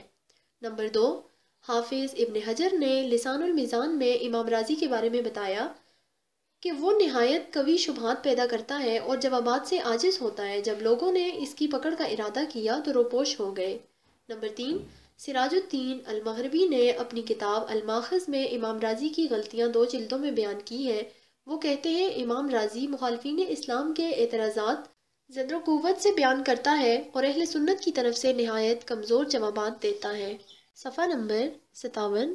دال، علم الکلام کے اہم مسائل، عقائد باطلہ کا روداد، لادینی و اکادی فلسفوں کی تردید، توحید، رسالت، حیات بعد الموت، قدر و جبر، ختم نبوت۔ سوال نمبر 15، توحید و اثبات باری تعالیٰ پر فلاسفہ کے طریق اور دلائل بیان کر کے قرآن مجید کا طریقہ استدلال تفصیل سے واضح کیجیے۔ جواب، توحید و اثبات باری تعالیٰ، اللہ تعالیٰ کے وجود یعنی ہونے کا اقرار تصدیق ایک فطری حقیقت ہے جس پر تمام انسان متفق ہیں۔ جن لوگوں کے دلوں میں اللہ تعالیٰ کے وجود کے بارے میں شک تھا، ان کو ان کے رسولوں نے نہایت تعجب سے کہا۔ قرآن میں ارشاد ہے، قالت رسلهم افی اللہ شک فاطر السماوات والارض۔ ترجمہ، ان کے رسولوں نے فرمایا، کیا تمہیں اللہ تعالیٰ کے بارے میں شک ہے جو آسمانوں اور زمین کو بنانے والا ہے؟ اللہ کے بارے میں فلاسفر کا تصور۔ نمبر 1، مشہور فلاسفر ڈیکارٹ جو 31 مارچ 1596 کو پیدا ہوا تھا، اسی کا کہنا ہے خدا کا صحیح تصور یہ ہے کہ اسے جوہر مطلق مان لیا جائے۔ خدا ایک ایسی ہستی ہے کہ اپنی ذات و صفات میں قائم ہے اور اپنے وجود کے ثبوت کے لیے کسی اور چیز یا ثبوت کی محتاج نہیں۔ خدا کامل ہے، کائنات میں ہر عمل و فعل اسی سے انجام پاتا ہے۔ انسان میں چھوٹے سے چھوٹا خیال یا تصور اللہ کی مرضی کے بغیر پیدا نہیں ہوتا۔ اللہ تعالیٰ کی ذات خود ہی قائم ہے، قائم رہے گی، اسے دوسروں کی مدد کی ضرورت نہیں ہے، تمام کائنات کا خالق اللہ ہے۔ نمبر 2، پروفیسر لینا۔ پروفیسر لینا کا بیان ہے، خدائے اکبر جو ازلی ہے، تمام چیزوں کو جاننے والا ہے اور وہ تمام چیزوں کو جانتا ہے، ہر چیز پر قادر ہے۔ نمبر 3، سائنسدان فرفوریس۔ سائنسدان فرفوریس نے کہا ہے اللہ کا وجود ظاہری عقل سے ثابت ہے۔ حق پسند سائنسدان سب سونے کے وجود کے قائل ہے۔ فلاسفہ یونان تالیس ملتی، فیثاغورس، سقراط افلاطون اور ارسطو تمام وجود باری تعالیٰ کے قائل ہیں۔ سقراط نے توحید الہی کے لیے جان کی قربانی دی ہے۔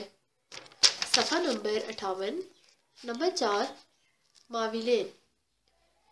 یورپی فلاسفر کا خیال ہے کہ خدا کا وجود نہیں ہے بلکہ وہمی اشیاء میں سے ایک شے ہے۔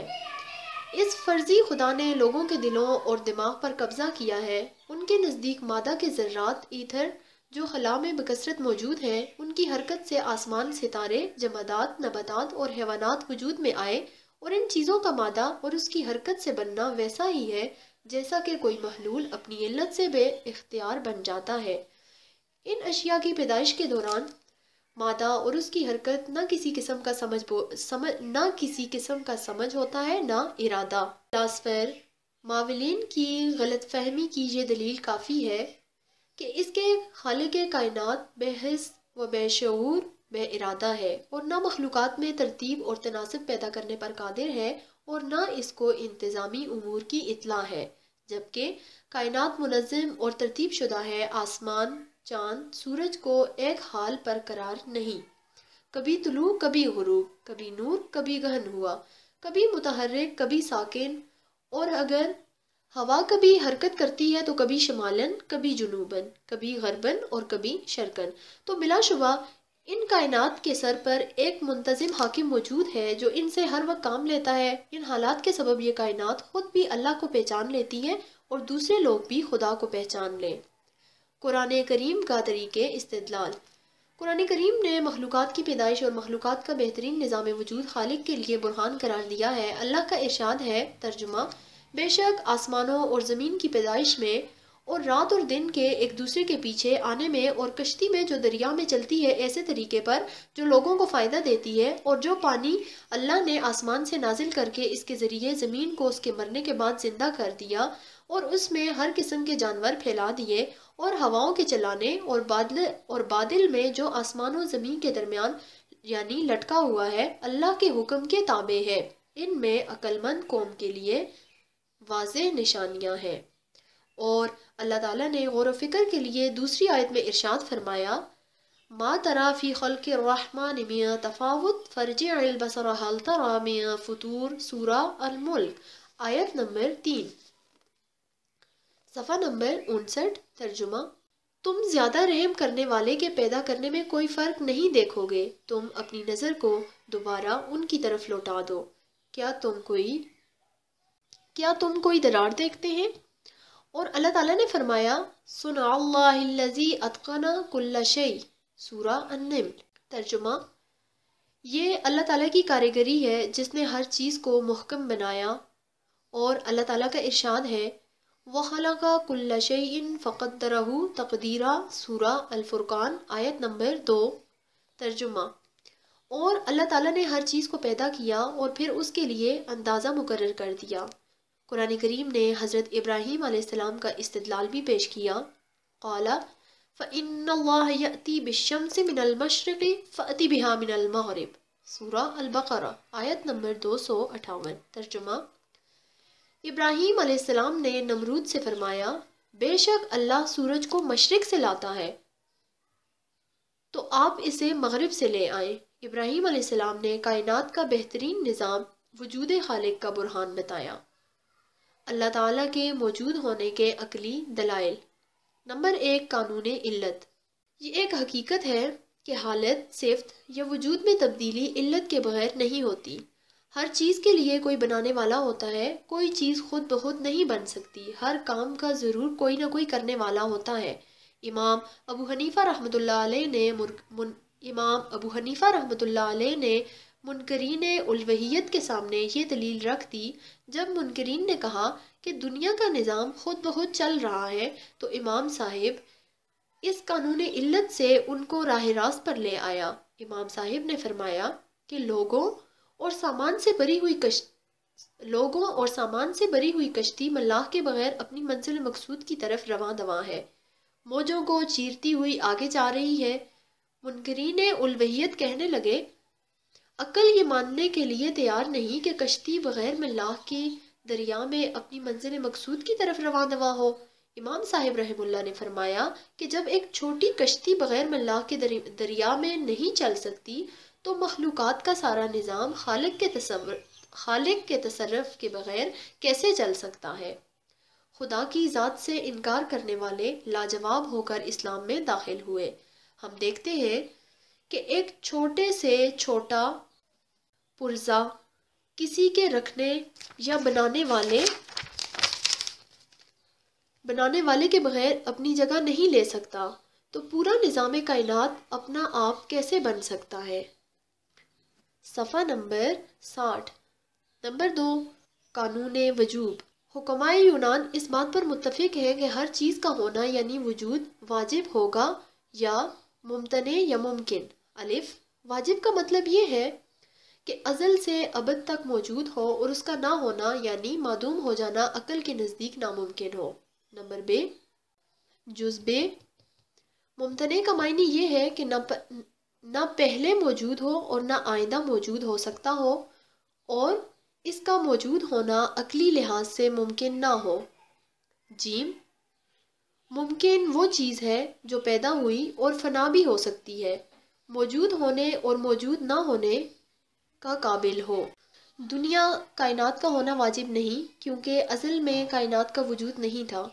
دنیا فانی بھی ہے، اسی طرح دنیا ممتنع بھی نہیں کیونکہ دنیا موجود ہے، ازل سے اس کا وجود نہیں۔ لہٰذا یہ ثابت ہو گیا کہ دنیا کا وجود فلسفی لحاظ میں ممکن قسم کا ہے۔ جب دنیا ممکن الوجود ہے تو اس دنیا کو موجود ہونا کسی علت سے حاصل ہوا۔ دنیا کو موجودگی بخشنے کا جو علت ہے، اگر وہ علت مادہ ہے یا طبیعت، تو مادہ اور طبیعت میں نہ جان ہے نہ ارادہ نہ سمجھ، تو مادہ یا طبیعت علت نہیں ہو سکتی، کیونکہ اس عالیشان نظام کا وجود اور نگہبانی مردہ اور بے جان چیز کا کام نہیں۔ اتفاقی حادثہ سے کائنات کا نظام بھی موجود نہیں ہو سکتا، کیونکہ ایسا کامل اور محکم نظام کیسے برقرار رہے گا جب اس کا کوئی تدبیر کرنے والا نہ ہو۔ لہٰذا یہ ثابت ہوا کہ کائنات کا وجود بخشنے والا اور کائنات پر عنایت و مہربانی کرنے والا، کائنات کا نگہبان صرف اللہ ہے جو واجب الوجود ہستی ہے، ازل سے موجود تا ابد زندہ اور دنیا کا رکھوالا ہے۔ توحید کے اصول و احکام۔ اللہ تعالیٰ کی ذات و صفات اور عبادت میں کسی کو شریک نہ کرنے کا نام توحید ہے۔ توحید تمام عبادات کی جان ہے۔ عقیدہ توحید کے بغیر کوئی عمل مفید نہیں۔ توحید کی 3 اقسام ہیں۔ نمبر 1، توحید فی الذات۔ نمبر 2، توحید فی الصفات۔ نمبر 3، توحید فی العبادت۔ نمبر 1، توحید فی الذات۔ توحید فی الذات سے مراد یہ ہے کہ صرف اللہ تعالیٰ کو خدا مان لیں اور اس کے علاوہ کسی اور کو خدا نہ مانیں۔ جیسے مشرک بہت سے خدا مانتے ہیں، انہوں نے خدائی میں خدا کی ذات میں شریک کر لیا، اور جیسے نصارہ تثلیث یعنی 3 خدا کے قائل ہیں۔ تمام انبیاء علیہ السلام نے لوگوں کو یہی تعلیم دی کہ ایک خدا کو مان لو۔ صفحہ نمبر 61۔ نوح علیہ السلام سے لے کر حضرت محمد مصطفیٰ صلی اللہ علیہ وآلہ وسلم خاتم النبیین تک سب نے لوگوں سے کہا، قولوا لا الہ الا اللہ، کہو اللہ کے سوا کوئی خدا نہیں۔ اللہ تعالیٰ نے نصارہ کو تثلیث سے منع فرمایا، وَلَا تَقُولُوا ثَلَاثَةٌ انْتَهُوا خَيْرًا لَكُمْ، انما اللہ الہ واحد سورہ النساء آیت نمبر 171 ترجمہ۔ اور مت کہو کہ خدا تین ہے، اس سے منع ہو جاؤ، تمہارے لیے بہتر ہے، بے شک اللہ اکیلے خدا ہے۔ نمبر 2 توحید فی الصفات۔ توحید فی الصفات یہ ہے کہ صفات الہیہ صرف اللہ کے لیے مان لیں اور اللہ کے سوا کسی اور کے لیے اللہ کی صفات ثابت نہ کریں۔ مثلا خالق اللہ کی صفت ہے، کسی اور کو خالق ماننا شرک ہے۔ رازق اللہ کی صفت ہے، کسی اور کو رازق ماننا شرک فی الصفات ہے۔ نمبر 3 توحید فی العبادہ۔ توحید فی العبادہ سے مراد یہ ہے کہ صرف ایک اللہ کی عبادت کی جائے اور کسی اور کی عبادت نہ کریں۔ اللہ تعالیٰ کا حکم ہے وَقَضَىٰ رَبُّكَ أَلَّا تَعْبُدُوا إِلَّا إِيَّاهُ سورہ بنی اسرائیل آیت نمبر 24۔ اور تیرے رب نے فیصلہ کیا کہ عبادت نہ کرو مگر صرف اس کی۔ اللہ تعالیٰ کے تمام رسولوں نے غیر اللہ کی عبادت سے منع کیا اور صرف اللہ کی عبادت کا حکم دیا۔ ارشاد ربانی ہے وَلَقَدْ بَعَثْنَا فِي كُلِّ أُمَّةٍ رَسُولًا أَنِ اعْبُدُوا اللَّهَ وَاجْتَنِبُوا الطَّاغُوتَ سورہ النحل۔ اور ہم نے ہر امت میں ایک رسول بھیج دیا اور اس کے ذریعے سب کو خبردار کر دیا کہ اللہ کی عبادت کرو اور طاغوت کی عبادت سے بچو۔ طاغوت ہر اس چیز کو کہتے ہیں جس کی اللہ کے سوا عبادت کی جائے۔ توحید فی العبادت کے لیے جن و انس کی تخلیق کی گئی۔ اللہ تعالیٰ کا ارشاد ہے وَمَا خَلَقْتُ الْجِنَّ وَالْإِنسَ إِلَّا لِيَعْبُدُونَ ترجمہ میں نے جن و انس کو پیدا نہیں کیا مگر میری عبادت کے لیے۔ توحید کے بارے میں قرآن کریم کی وضاحت اور عقلی توجیحات۔ قرآن کریم نے تعدد الہ یعنی بے شمار خدا یا ایک سے زیادہ خدا کو نہایت وضاحت کے ساتھ رد کیا۔ قُلْ لَوْ كَانَ مَعَهُ آلِهَةٌ كَمَا يَقُولُونَ إِذًا لَابْتَغُوا إِلَىٰ ذِي الْعَرْشِ سَبِيلًا سورہ بنی اسرائیل آیت نمبر 46 ترجمہ۔ آپ کہہ دیجئے اگر اللہ کے ساتھ اور خدا ہوتے جیسے یہ کہتے ہیں تو وہ بھی عرش والے کے ساتھ راہ تلاش کر لیتے یعنی تعلق قائم کر لیتے۔ صفحہ نمبر 62۔ کائنات کا صحیح عالیشان نظام اللہ کی توحید کی گواہی دے رہا ہے۔ لَوْ كَانَ فِيهِمَا آلِهَةٌ لَفَسَدَتَا ترجمہ اگر زمین و آسمان میں کئی خدا ہوتے تو دونوں بگڑ جاتے۔ توحید کی وضاحت کرتے ہوئے فرمایا قُلْ هُوَ اللَّهُ أَحَدٌ اللَّهُ الصَّمَدُ لَمْ يَلِدْ وَلَمْ يُولَدْ وَلَمْ يَكُنْ لَهُ كُفُوًا أَحَدٌ سورہ اخلاص ترجمہ۔ آپ کہہ دیجئے وہ اللہ ایک ہے، اللہ بے نیاز ہے، نہ اس کو کسی نے جنا اور نہ اس سے کوئی جنا گیا اور اس کا کوئی ہمسر نہیں۔ عقلی توجیحات۔ نمبر 1 برہان تمانع۔ نمبر 1 اگر دو خدا فرض کر لیے جائیں اور ہر ایک کامل قادر اور صاحب اختیار ہے، اگر ایک کا ارادہ کسی چیز کے ایجاد کے بارے میں ہے تو دوسرا خدا پہلے خدا کی ممانعت پر قادر ہے یا اس کی موافقت پر مجبور ہے۔ پس اگر دوسرا خدا پہلے خدا کی مخالفت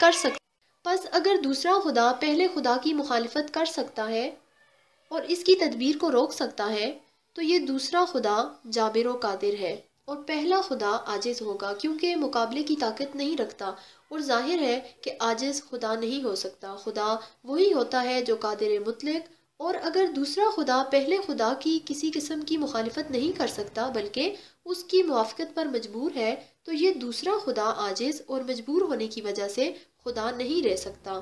خدا کی شان فعال لما یرید ہے۔ نمبر 2 اگر دو خدا فرض کر لیے جائیں تو کیا ایک خدا اپنے رازوں کو دوسرے خدا سے پوشیدہ رکھ سکتا ہے یا نہیں؟ اگر رکھ سکتا ہے تو دوسرا بے خبر اور جاہل ہو گیا اور جاہل خدا نہیں ہو سکتا، اور اگر اپنے رازوں کو پوشیدہ نہیں رکھ سکتا تو عاجز ہوا اور عاجز خدا نہیں ہو سکتا۔ نمبر 3 اگر دو خدا فرض کیے جائیں تو اس صورت میں یا تو ہر ایک دوسرے کا محتاج ہوگا۔ نمبر 3 اگر دو خدا فرض کیے جائیں تو اس صورت میں یا تو ہر ایک دوسرے کا محتاج ہوگا یا ایک محتاج ہوگا اور دوسرا بے نیاز، یا یہ کہ ہر ایک دوسرے سے بے نیاز ہوگا۔ دوسری صورت میں جو محتاج ہے وہ خدا نہ رہے گا، تیسری صورت میں بھی کوئی خدا نہ رہے گا۔ خدا کی شان یہ ہے کہ سب اس کے محتاج ہوں، کوئی اس سے بے نیاز نہ ہو، لہٰذا ایک ذات وحدہ لا شریک خدا ہے۔ سوال نمبر 16، نبوت اور رسالت کی حقیقت متکلمین فلاسفہ کی وضاحتوں کی روشنی میں بیان کیجیے۔ جواب، نبوت کا معنی و مفہوم۔ صفحہ نمبر 63، نبوت کا لفظی معنی خبر دینا نبأ سے ماخوذ ہے جس کا معنی خبر ہے، اور اصطلاحی مفہوم یہ ہے کہ اللہ تعالیٰ عام انسانوں میں سے اعلیٰ صلاحیت والے اور عالی مقام انسان کو اس منصب کے لیے منتخب کرتا ہے اور اپنی مشیت و مرضی کے مطابق اس عالی قدر انسان کو اور عام انسانوں کی ہدایت کے لیے اس پر وحی نازل فرماتا ہے۔ جس انسان کو اللہ تعالیٰ یہ سعادت عطا کرتا ہے اس کو نبی کہتے ہیں۔ ان انبیاء علیہ السلام میں جس نبی کو اللہ تعالیٰ خاص شریعت و کتاب سے نوازتا ہے وہ رسول کہلاتا ہے۔ ایک روایت کے مطابق انبیاء کی تعداد مشہور 1,24,000 ہے، جبکہ دوسری غیر مشہور روایت سے 2,24,000 ہے، جبکہ رسولوں کی تعداد حدیث کے مطابق 313 ہے۔ اللہ تعالیٰ نے قرآن کے علاوہ باقی آسمانی کتابوں کی حفاظت کا ذمہ نہیں لیا، تو وہ کتابیں اکثر ناپید ہیں، اور جو موجود ہے قرآن مجید کے علاوہ باقی میں تبدیلی تحریف کی گئی۔ ایک اسفار العہد القدیم کی تعداد 63 تھی، جبکہ اس کے کئی ایڈیشن میں موجود تعداد 53 اور کئی میں 47 اور کسی ایڈیشن میں 43 ہے۔ اسفار العہد الجدید کی تعداد 40 سال پہلے 28 تھی، جبکہ موجودہ ایڈیشنوں میں تعداد 1-2 تا 25 رہ گئی۔ اللہ تعالیٰ نے کچھ رسولوں پر صحائف نازل کیے تھے، وہ صحائف بھی تحریف و تبدیلی سے محفوظ نہیں رہے کیونکہ اللہ تعالیٰ نے ان کی حفاظت کا ذمہ نہیں لیا۔ ہر رسول نبی ہوتا ہے اور ہر نبی رسول نہیں ہوتا۔ ان رسولوں میں سے 5 کو اللہ تعالیٰ نے بہت اونچا درجہ دیا، ان کو اولو العزم رسول کہتے ہیں۔ نمبر 1 نوح علیہ السلام، نمبر 2 ابراہیم علیہ السلام، نمبر 3 موسیٰ علیہ السلام، نمبر 4 عیسیٰ علیہ السلام، نمبر 5 خاتم الانبیاء والمرسلین حضرت محمد مصطفیٰ صلی اللہ علیہ وسلم۔ فلاسفہ کے نزدیک نبوت کی حقیقت۔ فلسفی اور منطقی ابو نصر الفارابی، جس کا اصل نام محمد اوزلق بن ترخان ہے، ترکستان کے قلعہ اوسج میں 870 عیسوی کو پیدا ہوئے۔ وہ فلسفہ اور منطق کے امام ہیں۔ ان کے نزدیک نبی کا نفس پاک و قدسی اپنی پیدائش کے ابتدائی دنوں سے ہی فیض کو قبول کر لیتا ہے۔ اس کا دل آئینہ جیسا ہوتا ہے، اس کو بھی زنگ نہیں لگتا۔ دنیا نبی کی روح کا محتاج ہوتا ہے، اس وجہ سے اس سے معجزات رونما ہوتے ہیں۔ اس کی ذات میں انسانیت کے تمام فضائل جمع ہوتے ہیں۔ یہی وہ نظریہ نبوت ہے جسے فلاسفہ مان لیتے ہیں۔ صفحہ نمبر 64،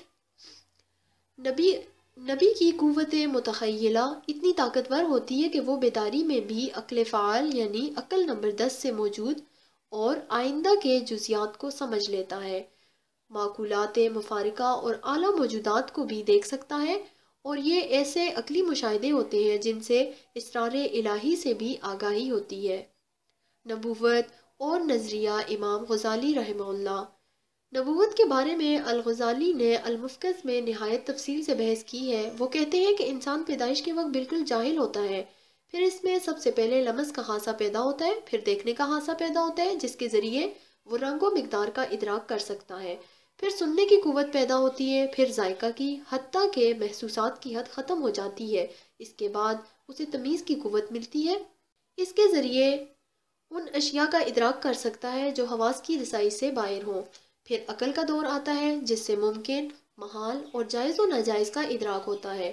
عقل سے بھی آگے ایک مقام ہے، اس مقام کے مدرکات کے لیے محض عقل بالکل بیکار ہے، اس درجہ کو نبوت کہتے ہیں۔ اس طرح نبوت وہ قوت یا ملکہ ٹھہری جس کے ذریعے سے ان چیزوں کا ادراک ہو سکتا ہے جن کا ادراک حواس خمسہ اور تمیز و عقل سے نہیں ہو سکتا۔ اور نبوت کا انکار ایسے ہی ہے جیسے وہ شخص معقولات کا انکار کرے جسے ابھی تک عقل ملی ہی نہیں۔ نبوت کے ساتھ امام صاحب نے معجزات کا بھی اس بات کر دیا۔ سوال نمبر 17، حیات بعد الممات پر مضمون لکھیے۔ جواب: آخرت میں دوبارہ زندہ ہونا۔ انسان کی دنیوی زندگی آخرت کی زندگی کا مقدمہ ہے۔ دنیا کی زندگی عارضی اور آخرت کی پائیدار، دنیا کی زندگی ناقص اور آخرت کی کامل۔ انسان کے تمام اعمال کے نتائج اس زندگی میں ظاہر نہیں ہوتے۔ دنیا آخرت کی کھیتی ہے، یہاں جو کچھ بویا جاتا ہے اس کا پھل آخرت میں ملے گا، اگرچہ اس دنیا کی زندگی میں نیک اعمال اور برے اعمال کا نتیجہ کبھی کبھی ظاہر ہوتا ہے۔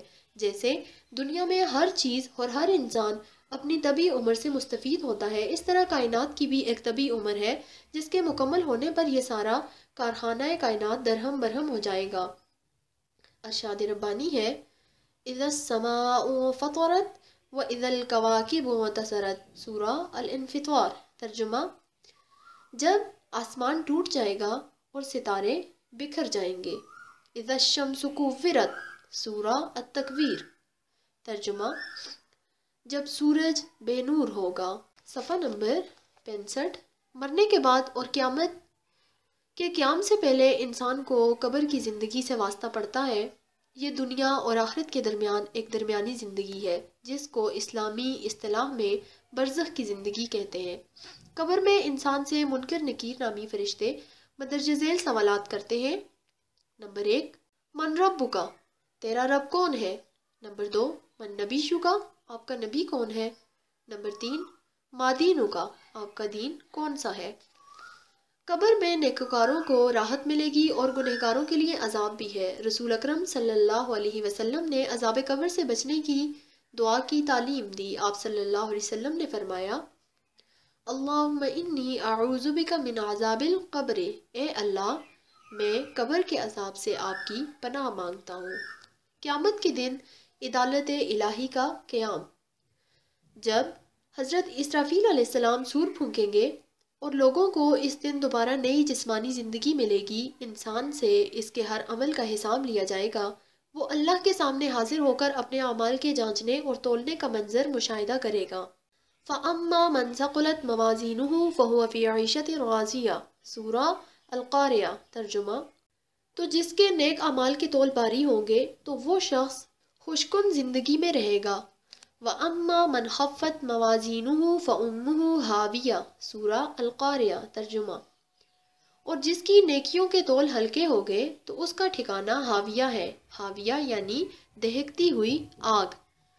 قرآن کریم میں قیامت کا منظر: فَإِذَا نُفِخَ فِي الصُّورِ نَفْخَةٌ وَاحِدَةٌ وَحُمِلَتِ الْأَرْضُ وَالْجِبَالُ فَدُكَّتَا دَكَّةً وَاحِدَةً فَيَوْمَئِذٍ وَقَعَتِ الْوَاقِعَةُ وَانشَقَّتِ السَّمَاءُ فَهِيَ يَوْمَئِذٍ وَاهِيَةٌ وَالْمَلَكُ عَلَى أَرْجَائِهَا وَيَحْمِلُ عَرْشَ رَبِّكَ فَوْقَهُمْ يَوْمَئِذٍ ثَمَانِيَةٌ يَوْمَئِذٍ تُعْرَضُونَ لَا تَخْفَى مِنكُمْ خَافِيَةٌ، سورہ الحاقہ۔ ترجمہ: جب سور میں ایک بار پھونک ماری جائے گی اور زمین اور پہاڑ اپنی جگہ سے اٹھا لیے جائیں گے، پھر وہ ایک بار ریزہ ریزہ کر دیے جائیں گے، تو اس روز ہونے والی صفحہ نمبر 66 چیز پڑے گی، آسمان پھٹ جائے گا تو وہ اس دن کمزور ہوگا اور فرشتے اس کے کناروں پر اتر آئیں گے اور تمہارے پروردگار کے عرش کو ان کے اوپر 8 فرشتے اٹھائے ہوئے ہوں گے۔ اس روز تم سب اللہ کے سامنے پیش کیے جاؤ گے اور تمہاری کوئی بات پوشیدہ نہ ہوگی۔ حشر قیامت کے بارے میں متکلمین اور فلاسفہ کا نظریہ۔ متکلمین میں امام غزالی رحمہ اللہ فرماتے ہیں: اللہ پاک اپنی کتاب میں صرف اتنا اشارہ دیتے ہیں کہ قیامت میں تمام مردہ اجسام ایک بار زندہ کیے جائیں گے، لیکن یہ پتہ نہیں چلتا کہ ان کی جسمانی حالت کیسی ہوگی، کیا اس جسم میں زندہ ہوں گے جو مرنے کے وقت ان کا تھا یا کوئی اور صورت ہوگی۔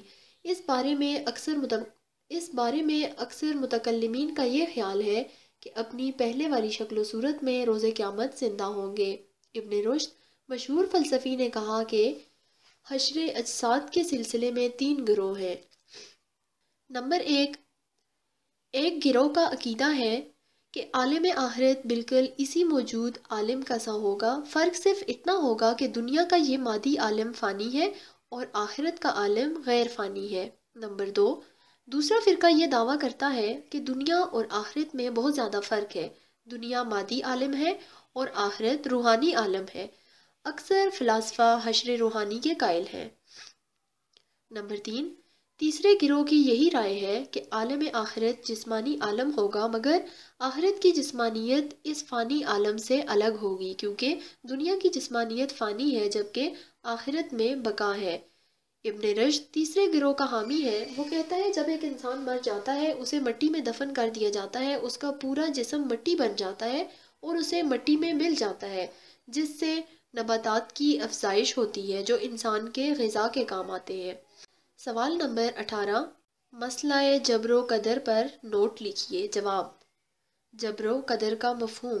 جبر، اس سے مراد یہ ہے کہ انسان اپنے کاموں میں مجبور اور معذور ہے۔ دنیا میں سب کچھ اللہ تعالیٰ کے ارادہ سے ہوتا ہے۔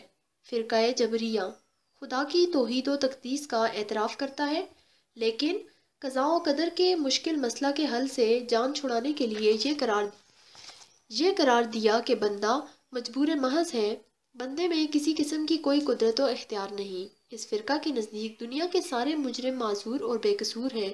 ان کے نزدیک دنیا میں کوئی گنہگار نہیں، کوئی کام گناہ نہیں، سب کچھ اللہ کے ارادے سے ہوتا ہے، کوئی کام اطاعت نہیں اور کوئی کام معصیت نہیں۔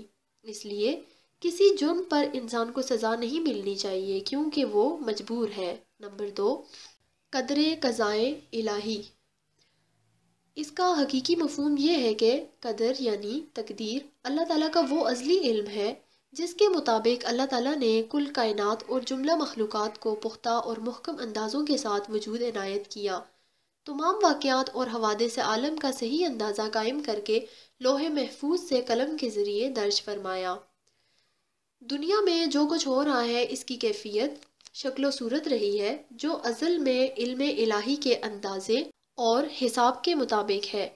اس میں کمی بیشی، تقدیم و تاخیر میں فرق کا کوئی امکان نہیں۔ اللہ تعالیٰ کا ارشاد ہے، قد جعل اللہ لکل شیء قدرا، سورہ طلاق آیت نمبر 3۔ ترجمہ: اللہ تعالیٰ نے ہر چیز کے لیے اندازہ مقرر کر دیا ہے، اور اللہ تعالیٰ نے فرمایا، اِنَّا كُلَّ شَيْءٍ خَلَقْنَاهُ بِقَدْرٍ، سورہ القمر آیت نمبر 49۔ ترجمہ: بے شک ہم نے ہر چیز کو اندازے سے پیدا کیا۔ نمبر 3، اختیار۔ اس سے مراد یہ ہے کہ انسان اپنے کاموں میں مختار محض ہے اور یہ اختیار اس کو خدا نے دیا ہے۔ معتزلہ کا عقیدہ ہے کہ انسان اپنے کاموں میں مکمل مختار ہے، اپنے کاموں کا خود ہی خالق ہے، برے افعال کرنے سے بندہ ہی قصوروار رہتا ہے اور خدا ظالم نہیں ٹھہرتا۔ الف، فرقہ جبریہ کی بڑی دلیل۔ اس فرقہ کا خیال یہ ہے کہ ایک چیز بھی انسان کے بس میں نہیں، یہاں تک کہ انسان کا ارادہ اور خواہش بھی اس کے اختیار میں نہیں۔ انسان جو کچھ کرتا ہے خدا ہی کراتا ہے۔ ان کی سب سے بڑی دلیل یہ ہے، کل کل من عند اللہ، کہہ دیجئے کہ سب ہی اللہ کی طرف سے ہے۔ اس آیت کے معنی میں فرقہ جبریہ کو غلط فہمی ہوئی ہے۔ فرقہ قدریہ کی دلیل۔ یہ فرقہ تقدیر سے انکار کرتے ہوئے انسان کو قادر اور با اختیار سمجھتا ہے۔ ان کا عقیدہ ہے کہ اگر انسان اپنے اعمال کا خود ہی مختار نہیں تو اس کو سزا دینا عدل نہیں، ظلم ہے، جبکہ اللہ تعالیٰ عادل ہے، اس سے ظلم سرزد نہیں ہوتا۔ چونکہ یہ فرقہ تقدیر سے انکار کر رہا ہے، اس لیے اہل سنت والجماعت نے اس فرقہ کو قدریہ کا لقب دیا، اور جس حدیث میں یہ فرمایا گیا ہے، صفحہ نمبر 68، القدریۃ مجوس ھذہ الامۃ۔ ترجمہ: قدریہ اس امت کے مجوس ہیں۔ اہل سنت والجماعت کے نزدیک یہی فرقہ اس سے مراد ہے۔ جبر و قدر و اختیار یعنی مسئلہ تقدیر کے متعلق علماء اہل سنت والجماعت کی تحقیق۔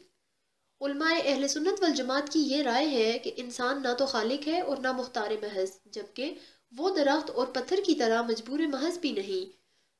تو یہ ماننا ضروری ہے کہ انسان نہ خالص با اختیار ہستی ہے اور نہ کلی طور پر مجبور۔ خالق اور ہر کام کا کرنے والا در حقیقت اللہ تعالیٰ ہے، لیکن اس قادر مطلق اور مختار کل ہستی نے کچھ قدرت و اختیار اور ارادہ انسان کو بھی عطا کیا ہے کہ جس سے انسان اپنے مالک کی اطاعت اور فرمانبرداری کر سکے۔ خدا داد قدرت اور اختیار سے انسان جو کام کرتا ہے قرآنی اصطلاح میں اس کو کسب کہا جاتا ہے، اور اکتساب بھی ارشاد خداوندی ہے، لہا ما کسبت وعلیہا مکتسبت۔ انسان کے فائدے کے لیے جو اس نے نیک عمل کیا اور اس کے ضرر کے لیے ہے جو اس نے برا عمل کیا۔ سورہ البقرہ۔ اس قدرت و اختیار کے سہارے انسان کو ثواب و عذاب ملتا ہے۔ برے اعمال کے کرنے سے انسان کو برا کہا جائے گا، خالق ہونے کی وجہ سے اللہ تعالیٰ کی طرف منسوب نہیں کی جا سکتی۔ تلوار سے قتل کرنے والے کو قاتل کہتے ہیں اور تلوار بنانے والے کو قاتل نہیں کہتے، بلکہ تلوار بنانے کو عقل مند لوگ کمال تصور کرتے ہیں۔ اگر کوئی شخص یہ کہے کہ جنتی ہونا جہنمی ہونا جب پہلے سے لکھا جا چکا ہے تو عمل کی کیا ضرورت ہے، تو اس کا جواب یہ ہے کہ جب یہ لکھا ہے کہ فلاں جنتی یا جہنمی ہوگا، وہیں یہ بھی لکھا ہوا ہے کہ وہ شخص فلاں فلاں عمل کر کے اسی نتیجہ پر پہنچے گا، تو اعمال بھی تقدیر میں داخل ہے۔ جن اعمال کے ذریعے ہمیں جنت میں پہنچنا ہے وہ اعمال ہمیں سر انجام دینے ہیں۔ مشیت الہی۔ اللہ تعالیٰ کے ارادہ کے بارے میں قرآن مجید میں ارشاد ہے، یرید اللہ بکم الیسر ولا یرید بکم العسر۔ سورہ البقرہ۔ ترجمہ: اللہ تعالیٰ تمہارے لیے آسانی چاہتا ہے اور دشواری نہیں چاہتا۔ لا یکلف اللہ نفسا الا وسعها۔ سورہ البقرہ۔ ترجمہ: اللہ تعالیٰ کسی بندے کو تکلیف نہیں دیتا مگر اس کے بس و طاقت کے مطابق۔ صفحہ نمبر 59۔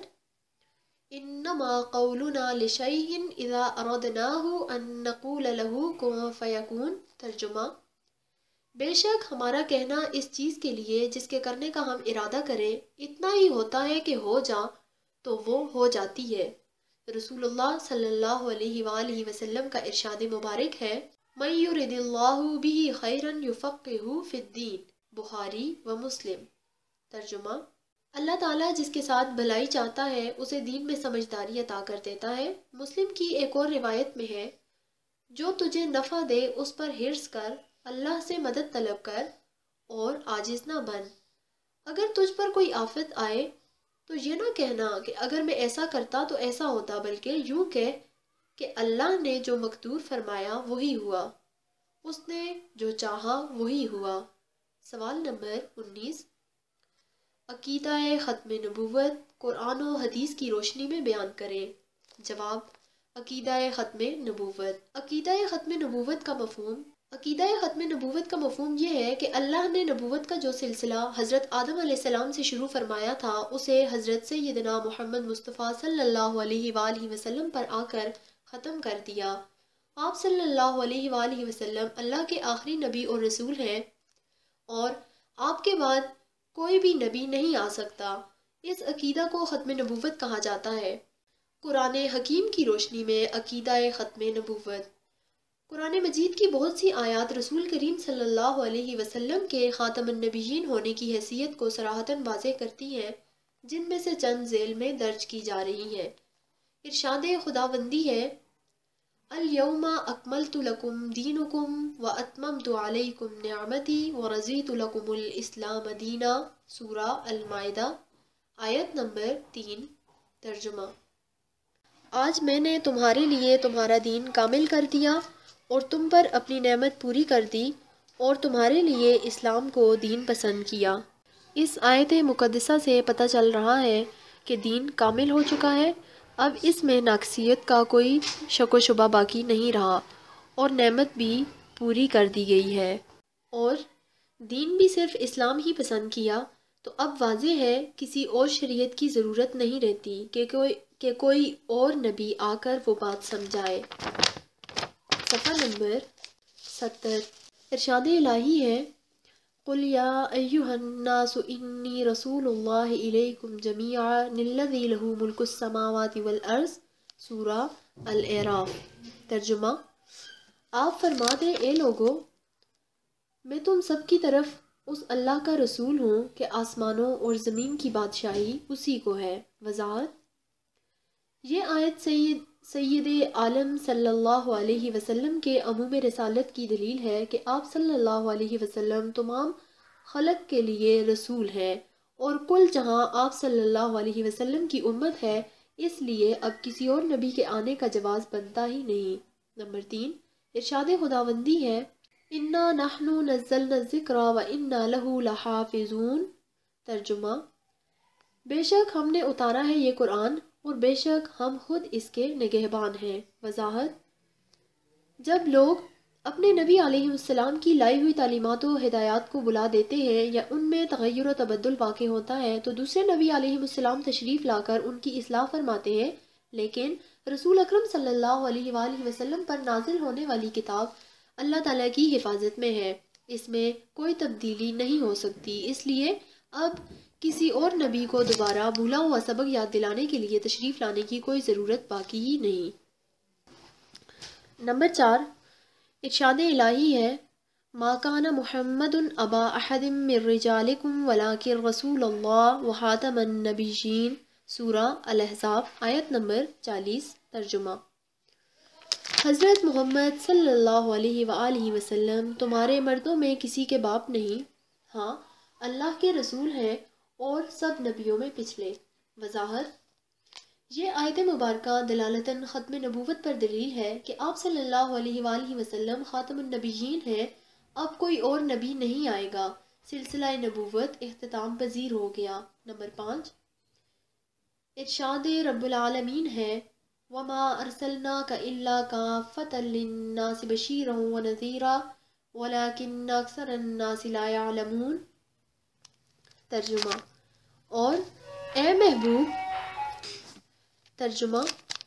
اور اے محبوب ہم نے آپ کو نہ بھیجا مگر ایسی رسالت سے جو تمام آدمیوں کو گھیرنے والی ہے، خوشخبری دیتا اور ڈر سناتا، لیکن بہت لوگ نہیں جانتے۔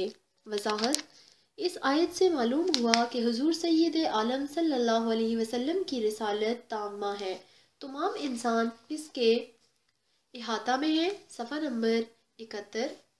گورے ہوں یا کالے، عربی ہوں یا عجمی، پہلے ہوں یا پچھلے، سب کے لیے آپ صلی اللہ علیہ وآلہ وسلم رسول ہیں اور وہ سب آپ صلی اللہ علیہ وآلہ وسلم کے امتی ہیں، لہٰذا عام فہم بات ہے کہ اب آپ صلی اللہ علیہ وآلہ وسلم کے بعد کسی اور نبی یا رسول کی کبھی بھی اور کہیں بھی ضرورت پیش نہیں آئے گی۔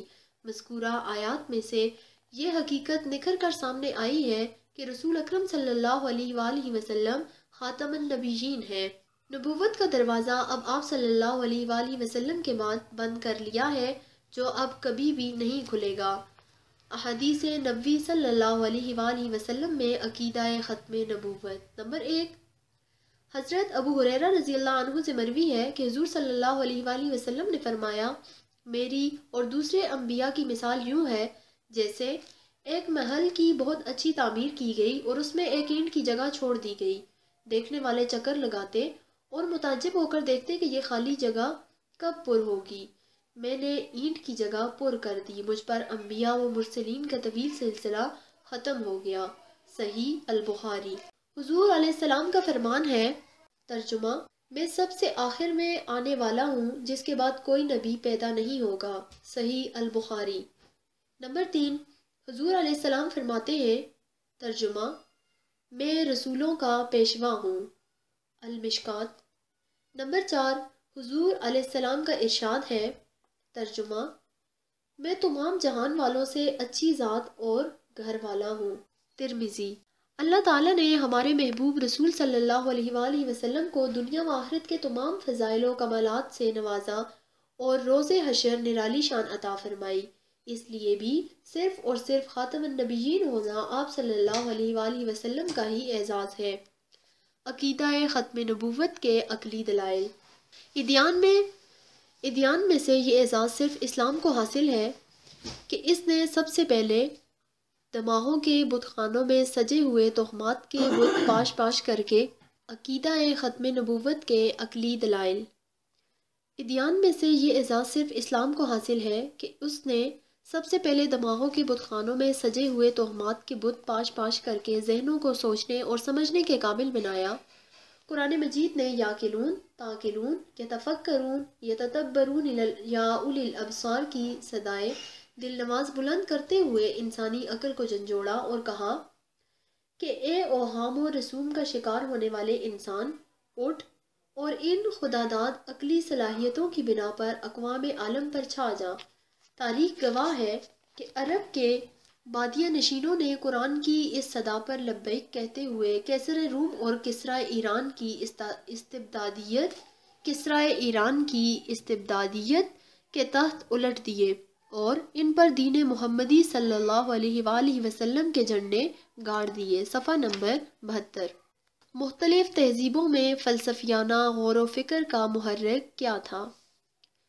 یونانی فلاسفہ نے جس ذہنی بوجھ کو دور کرنے کے لیے فلسفیانہ غور و فکر کو ضروری سمجھا، وہ محسوس، امپیریکل اور معقول، ریشنل کے درمیان تعلق کے مسئلے سے پیدا ہوا، کیونکہ محسوس خارج میں ہے اور معقول کا وجود ذہنی ہے۔ محسوس جزوی، پارشل، جبکہ معقول کلی، یونیورسل ہے۔ محسوس مکانی ہے اور معقول ماورائے مکان و زمان ہے۔ محسوس مرکب، کانکریٹ ہے اور معقول ایبسٹریکٹ ہے۔ محسوس ممکن، کانٹینجنٹ ہے اور واجب، نیسیسری ہے۔ محسوس اضافی، ریلیٹائر ہے اور معقول ایبسلیوٹ ہے۔ ارسطو اور افلاطون کی عقلیت کی جہت اس طرف کی گئی ہے کہ معقول ہی حقیقت ہے۔ مسیحی مفکرین کے لیے محرک فکر یہ تھا کہ مذہب تو عقیدہ یعنی ڈوگمے ہے اور فلسفہ علم ہے۔ عقیدہ اور علم ہم آہنگ کیسے ہو سکتے ہیں؟ فلسفیانہ علم توحید کا طلبگار ہے اور مسیحیت کو تثلیث پر اصرار ہے۔ اس کا نتیجہ یہ ہوا کہ تین ایک ہے اور ایک تین ہے، مگر کیسے؟ اس کا جواب مہیا کرنے کے لیے مسیحیت میں غور و فکر کا آغاز ہوا۔ مجوسیوں میں جو جذبہ فلسفیانہ غور و فکر کا محرک بنا وہ یہ تھا کہ خیر مطلق اور شر مطلق کے دو متضاد اصولوں کی بنا پر ایک ہم آہنگ نظریہ حقیقت کی تشکیل کیوں کر ہو سکتی ہے۔ مسلم مفکرین میں جو جذبہ غور و فکر کا محرک بنا وہ نہ تو محسوس و معقول کا تضاد، نہ علم و عقیدے کا ٹکراؤ اور نہ خیر و شر کا تصادم تھا۔ مسلمانوں میں فلسفیانہ غور و فکر کی ابتدا معتزلہ نے کی۔ ہوا اس طرح کہ ابتدائی اسلام میں عقائد و تعلیمات میں فلسفیانہ غور و فکر کی زیادہ ضرورت نہیں پڑی، کیونکہ صحابہ کرام رضی اللہ عنہم نے اپنی زندگیوں کو اسوہ رسول صلی اللہ علیہ وآلہ وسلم کے مطابق ڈھال لیا تھا۔ اس مرحلے پر اسلامی معاشرہ قرآنی وحی کے عطا کردہ تصور حیات پر یقین رکھتا تھا۔ غور و فکر کا مرحلہ بہت بعد کا ہے، یعنی جب خلافت کا ادارہ یعنی انسٹیٹیوشن ملوکیت میں بدلا تو معتقدات کی نسبت شکوک و شبہات پیدا ہونا شروع ہو گئے۔ عقل میں اپنی برتری کا شعور پیدا ہوا۔ اس کا سبب بھی معتزلہ بنے کہ انہوں نے مجوسیوں میں اسلام کی تبلیغ شروع کر دی، اور مجوسیوں میں فلسفیانہ فکر کی روایت پہلے ہی موجود تھی۔ معتزلہ اشتراک فی الدین سے پہلے اشتراک فی العلم پیدا کرنا چاہتے تھے، مگر اپنے طریقے فکر میں غلو کی وجہ سے ایسے نتائج پر پہنچے جو رسوخ فی الاعتقاد کے منافی تھا۔ اس مرحلہ پر آ کر مسلم ذہن کو ان لوگوں سے واسطہ پڑا جو عقل کی اصطلاحوں میں سوچنے کے عادی تھے۔ صفحہ نمبر 73۔ اور عقل نے خود کو مذہب کے بارے میں فیصلہ صادر کرنے کا مجاز تصور کر لیا۔ اس طرح مذہبی عقائد کو عقلیتی فکر کی کسوٹی پر پرکھا جانے لگا۔ اسلام میں یہاں سے فلسفیانہ غور و فکر کا آغاز ہوا، مگر مختلف تہذیبوں میں فلسفیانہ غور و فکر کی روایت شروع ہونے کے بعد اس امر کی تلاش شروع ہوئی کہ حقیقت کیا ہے۔ واضح رہے کہ یہاں حقیقت سے مراد عالمگیر سچائی یعنی یونیورسل ٹروتھ ہے۔ حقیقت تک رسائی کا ذریعہ کیا ہے؟ یونانی فلاسفہ میں سے دور قدیم کے فلاسفہ افلاطون اور ارسطو کے نزدیک معقول حقیقت ہے۔ تاریخ فلسفہ کے دور جدید میں ڈیکارٹ اور اسپینوز کے نزدیک بھی حقیقت تک رسائی کا ذریعہ عقل ہے۔ اس کے برعکس لاک کا نظریہ یہ ہے کہ صرف حواس سے علم حقیقت کا ذریعہ ہے، یعنی حسیت کے ذریعے حقیقت تک رسائی حاصل کی جا سکتی ہے۔ اس موقف سے لادینی نظریے کو تائید حاصل ہوئی، مگر حسیت ہی کے اصول پر برکلے نے مادیت کو رد کر کے باطنی تصور پیش کیا، یعنی سبجیکٹیو آئیڈیلزم کو پیش کیا اور موجودات خارجی کے مادی حقائق ہونے کا انکار کر کے انہیں ناظرہ یعنی سبجیکٹ کی کیفیات نفس سے تعمیر کیا۔ پھر کانٹ نے پہلے نظریے کو رد کرتے ہوئے کہا، علم یقینی یعنی حقیقت تک رسائی کے لیے نہ صرف حواس کافی ہیں اور نہ ہی عقل محض، بلکہ عقل اور حواس مل کر حقیقت تک رسائی کا ذریعہ بنتے ہیں، یعنی حواس کے ذریعے علم یقین کا خام مال فراہم ہوتا ہے اور عقل کے بنیادی تصورات کے ذریعے اسے منظم کیا جاتا ہے۔ اب اس میں کلیت اور وجوبیت پیدا ہوتی ہے۔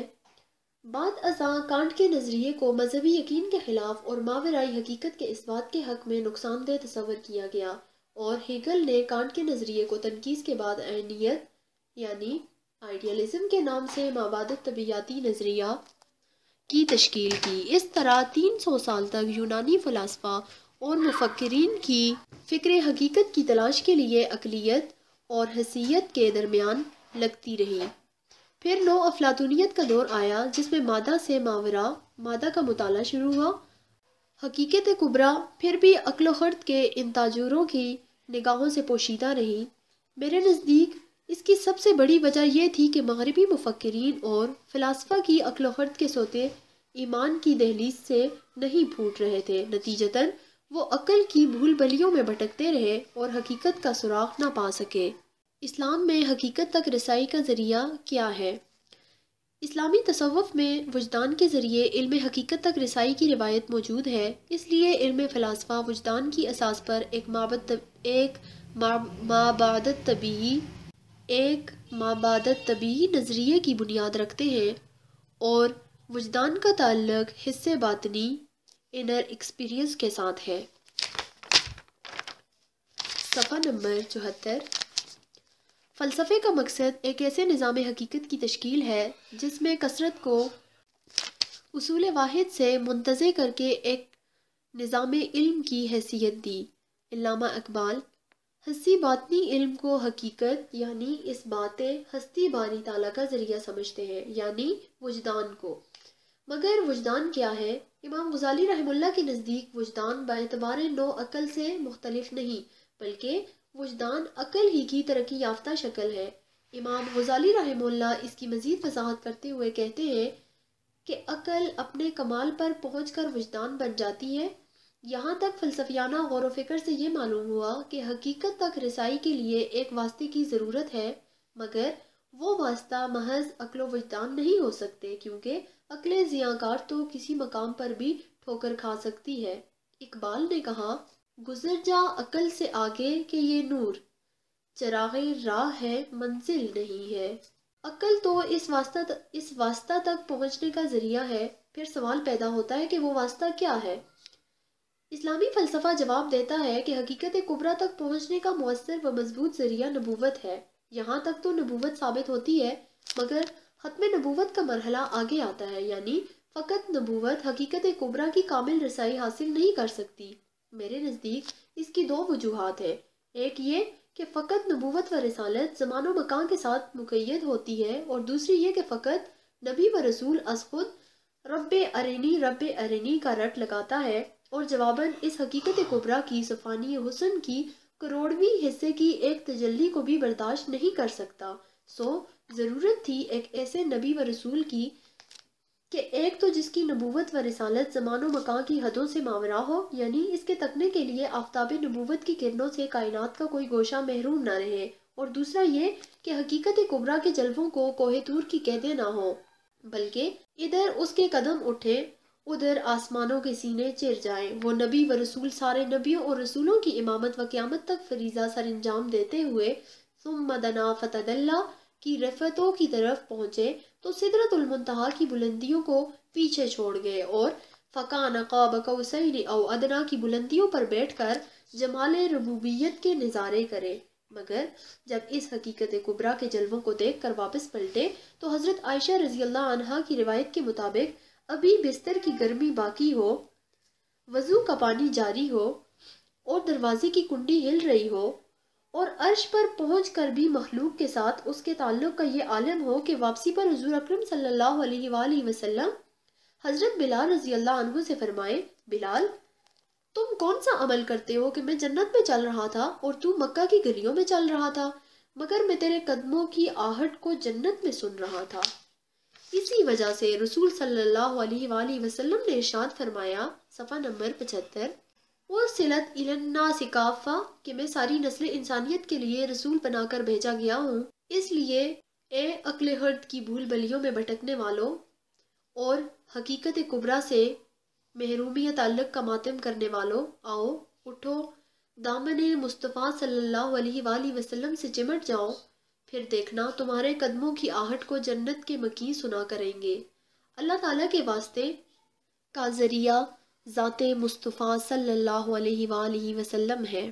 شوکانی نیل الاوتار میں لکھتے ہیں کہ اللہ تعالیٰ غایت تجرد اور تقدس میں ہے، یعنی اللہ تعالیٰ ایسی ہستی ہے جو کمال کے انتہائی اعلیٰ درجے پر ہے اور انسان نقص کے اعلیٰ درجے پر ہے، اس لیے انسان میں یہ طاقت نہیں کہ وہ خدا تعالیٰ سے براہ راست فیض حاصل کرے، لہٰذا اللہ تعالیٰ سے فیض حاصل کرنے کے لیے ایک واسطے کی ضرورت ہے، اور وہ واسطے کی نوعیت یہ ہو کہ لہو وجہ تجرد و وجہ تعلق، اس میں ایک وجہ تجرد کی اور دوسری وجہ تعلق کی ہو، یعنی تجرد کی جہت سے وہ خدا سے فیض حاصل کرے اور تعلق کی جہت سے وہ فیض اس کی مخلوق میں بانٹنا شروع کر دے۔ شوکانی لکھتے ہیں، وَهَذِهِ الْوَاسِطَةُ هُمُ الْأَنْبِيَاءُ بس یہ واسطہ انبیاء ہے، وَأَعِزْهُمْ وَأَرْفَعُهُمْ نبینا محمد صلی اللہ علیہ وآلہ وسلم، مگر ان واسطوں میں سب سے بڑا واسطہ ہمارے آقا محمد مصطفیٰ صلی اللہ علیہ وآلہ وسلم ہے، اس لیے شاعر امام احمد رضا نے کہا، ادھر اللہ سے واصل ادھر مخلوق میں شامل، خاص اس برزخ کبریٰ میں حرف مشدد کا۔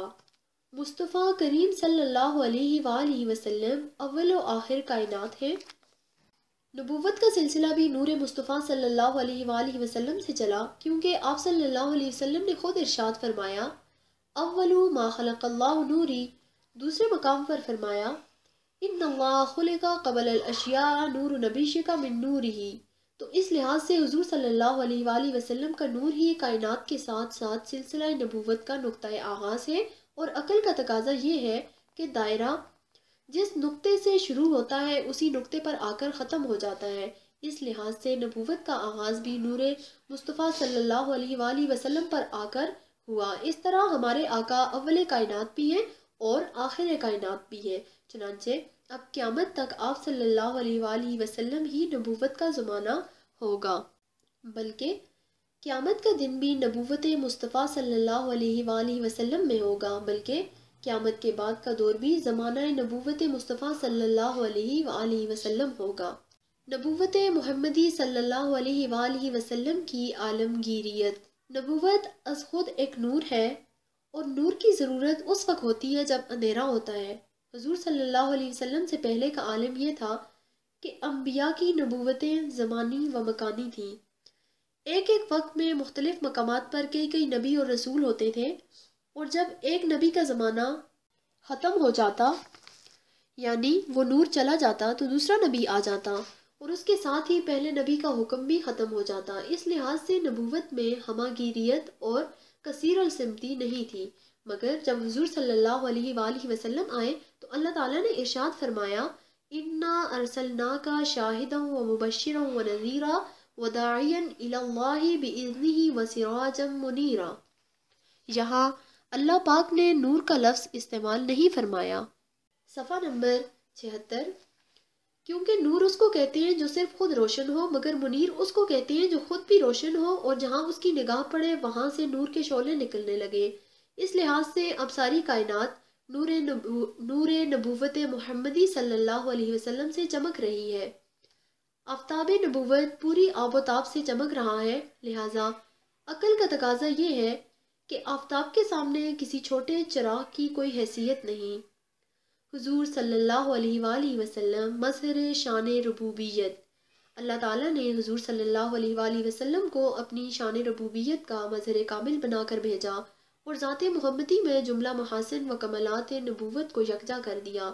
پھر سلسلہ نبوت و رسالت کو ختم کر کے آپ صلی اللہ علیہ وآلہ وسلم کو ختم نبوت کا تاج پہنا دیا اور دائرہ نبوت جو آپ کی ذات سے شروع ہوا تھا وہ آپ ہی کی ذات پر آ کر مکمل ہو گیا۔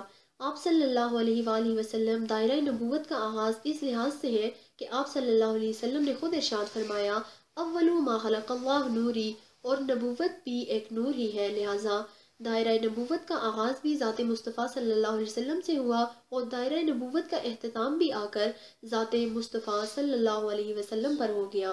آپ صلی اللہ علیہ وسلم نے حضرت ارباز بن ساریہ سے فرمایا، کنت خاتم النبیین و آدم بین الماء والتین، اور ترمذی شریف میں ہے، ان الرسالۃ والنبوہ قد انقطعت فلا رسول بعدی وللنبی بعدی۔ اسی وجہ سے آپ صلی اللہ علیہ وسلم نے ارشاد فرمایا، حیاتی خیر لکم و مماتی خیر لکم۔ اے میرے امتیوں، میری زندگی بھی تمہارے لیے خیر و برکت کا ذریعہ ہے، اور میرے وصال کے بعد یہ نہ سمجھنا کہ فیضان نبوت ختم ہو گیا ہے، بلکہ میرے وصال کے بعد بھی فیضان نبوت محمدی کائنات کے لیے جاری رہے گا۔ تو جب فیضان نبوت میں کمی ہی نہیں آئی تو پھر کسی اور نبی کی آمد کو انسانی عقل رد کر دیتی ہے۔ اسی وجہ سے علماء کا متفقہ عقیدہ ہے کہ حضور اکرم صلی اللہ علیہ وسلم کے بعد کسی کا نبوت کا دعویٰ کرنا تو الگ رہا، نبوت کی تمنا کرنا بھی کفر ہے، اور امام ابو حنیفہ رحمہ اللہ نے فتویٰ صادر کیا کہ جو شخص جھوٹے نبی سے نبوت کی دلیل مانگتا ہے وہ بھی کافر ہے۔ نبوت کا مقصد تکمیل شریعت ہوتا ہے۔ نبوت نبی کی تکمیل ذات کے لیے نہیں ہوتی، بلکہ تکمیل ذات کے لیے تو ولایت ہوتی ہے، اور ولایت نبوت کا ذیلی شعبہ ہے، جبکہ نبوت تو شریعت کی حفاظت و بقا اور تکمیل کے لیے ہوتی ہے۔ اور اسلام کی شریعت کے لیے جب قرآن مجید نے فیصلہ صادر فرمایا ہے، الیوم اکملت لکم دینکم واتممت علیکم نعمتی ورضیت لکم الاسلام دینا، تو شریعت کی تکمیل کے بعد از روئے عقل نئی نبوت کی ضرورت باقی نہ رہی۔ صفحہ نمبر 77۔ عقیدہ ختم نبوت کے سائنسی پہلو۔ جدید سائنس نے اگرچہ کافی ترقی کر لی ہے، مگر انسانی ترقی کے ابھی کئی ایسے گوشے ہیں جو سائنس کی پہنچ سے ماوراء ہیں۔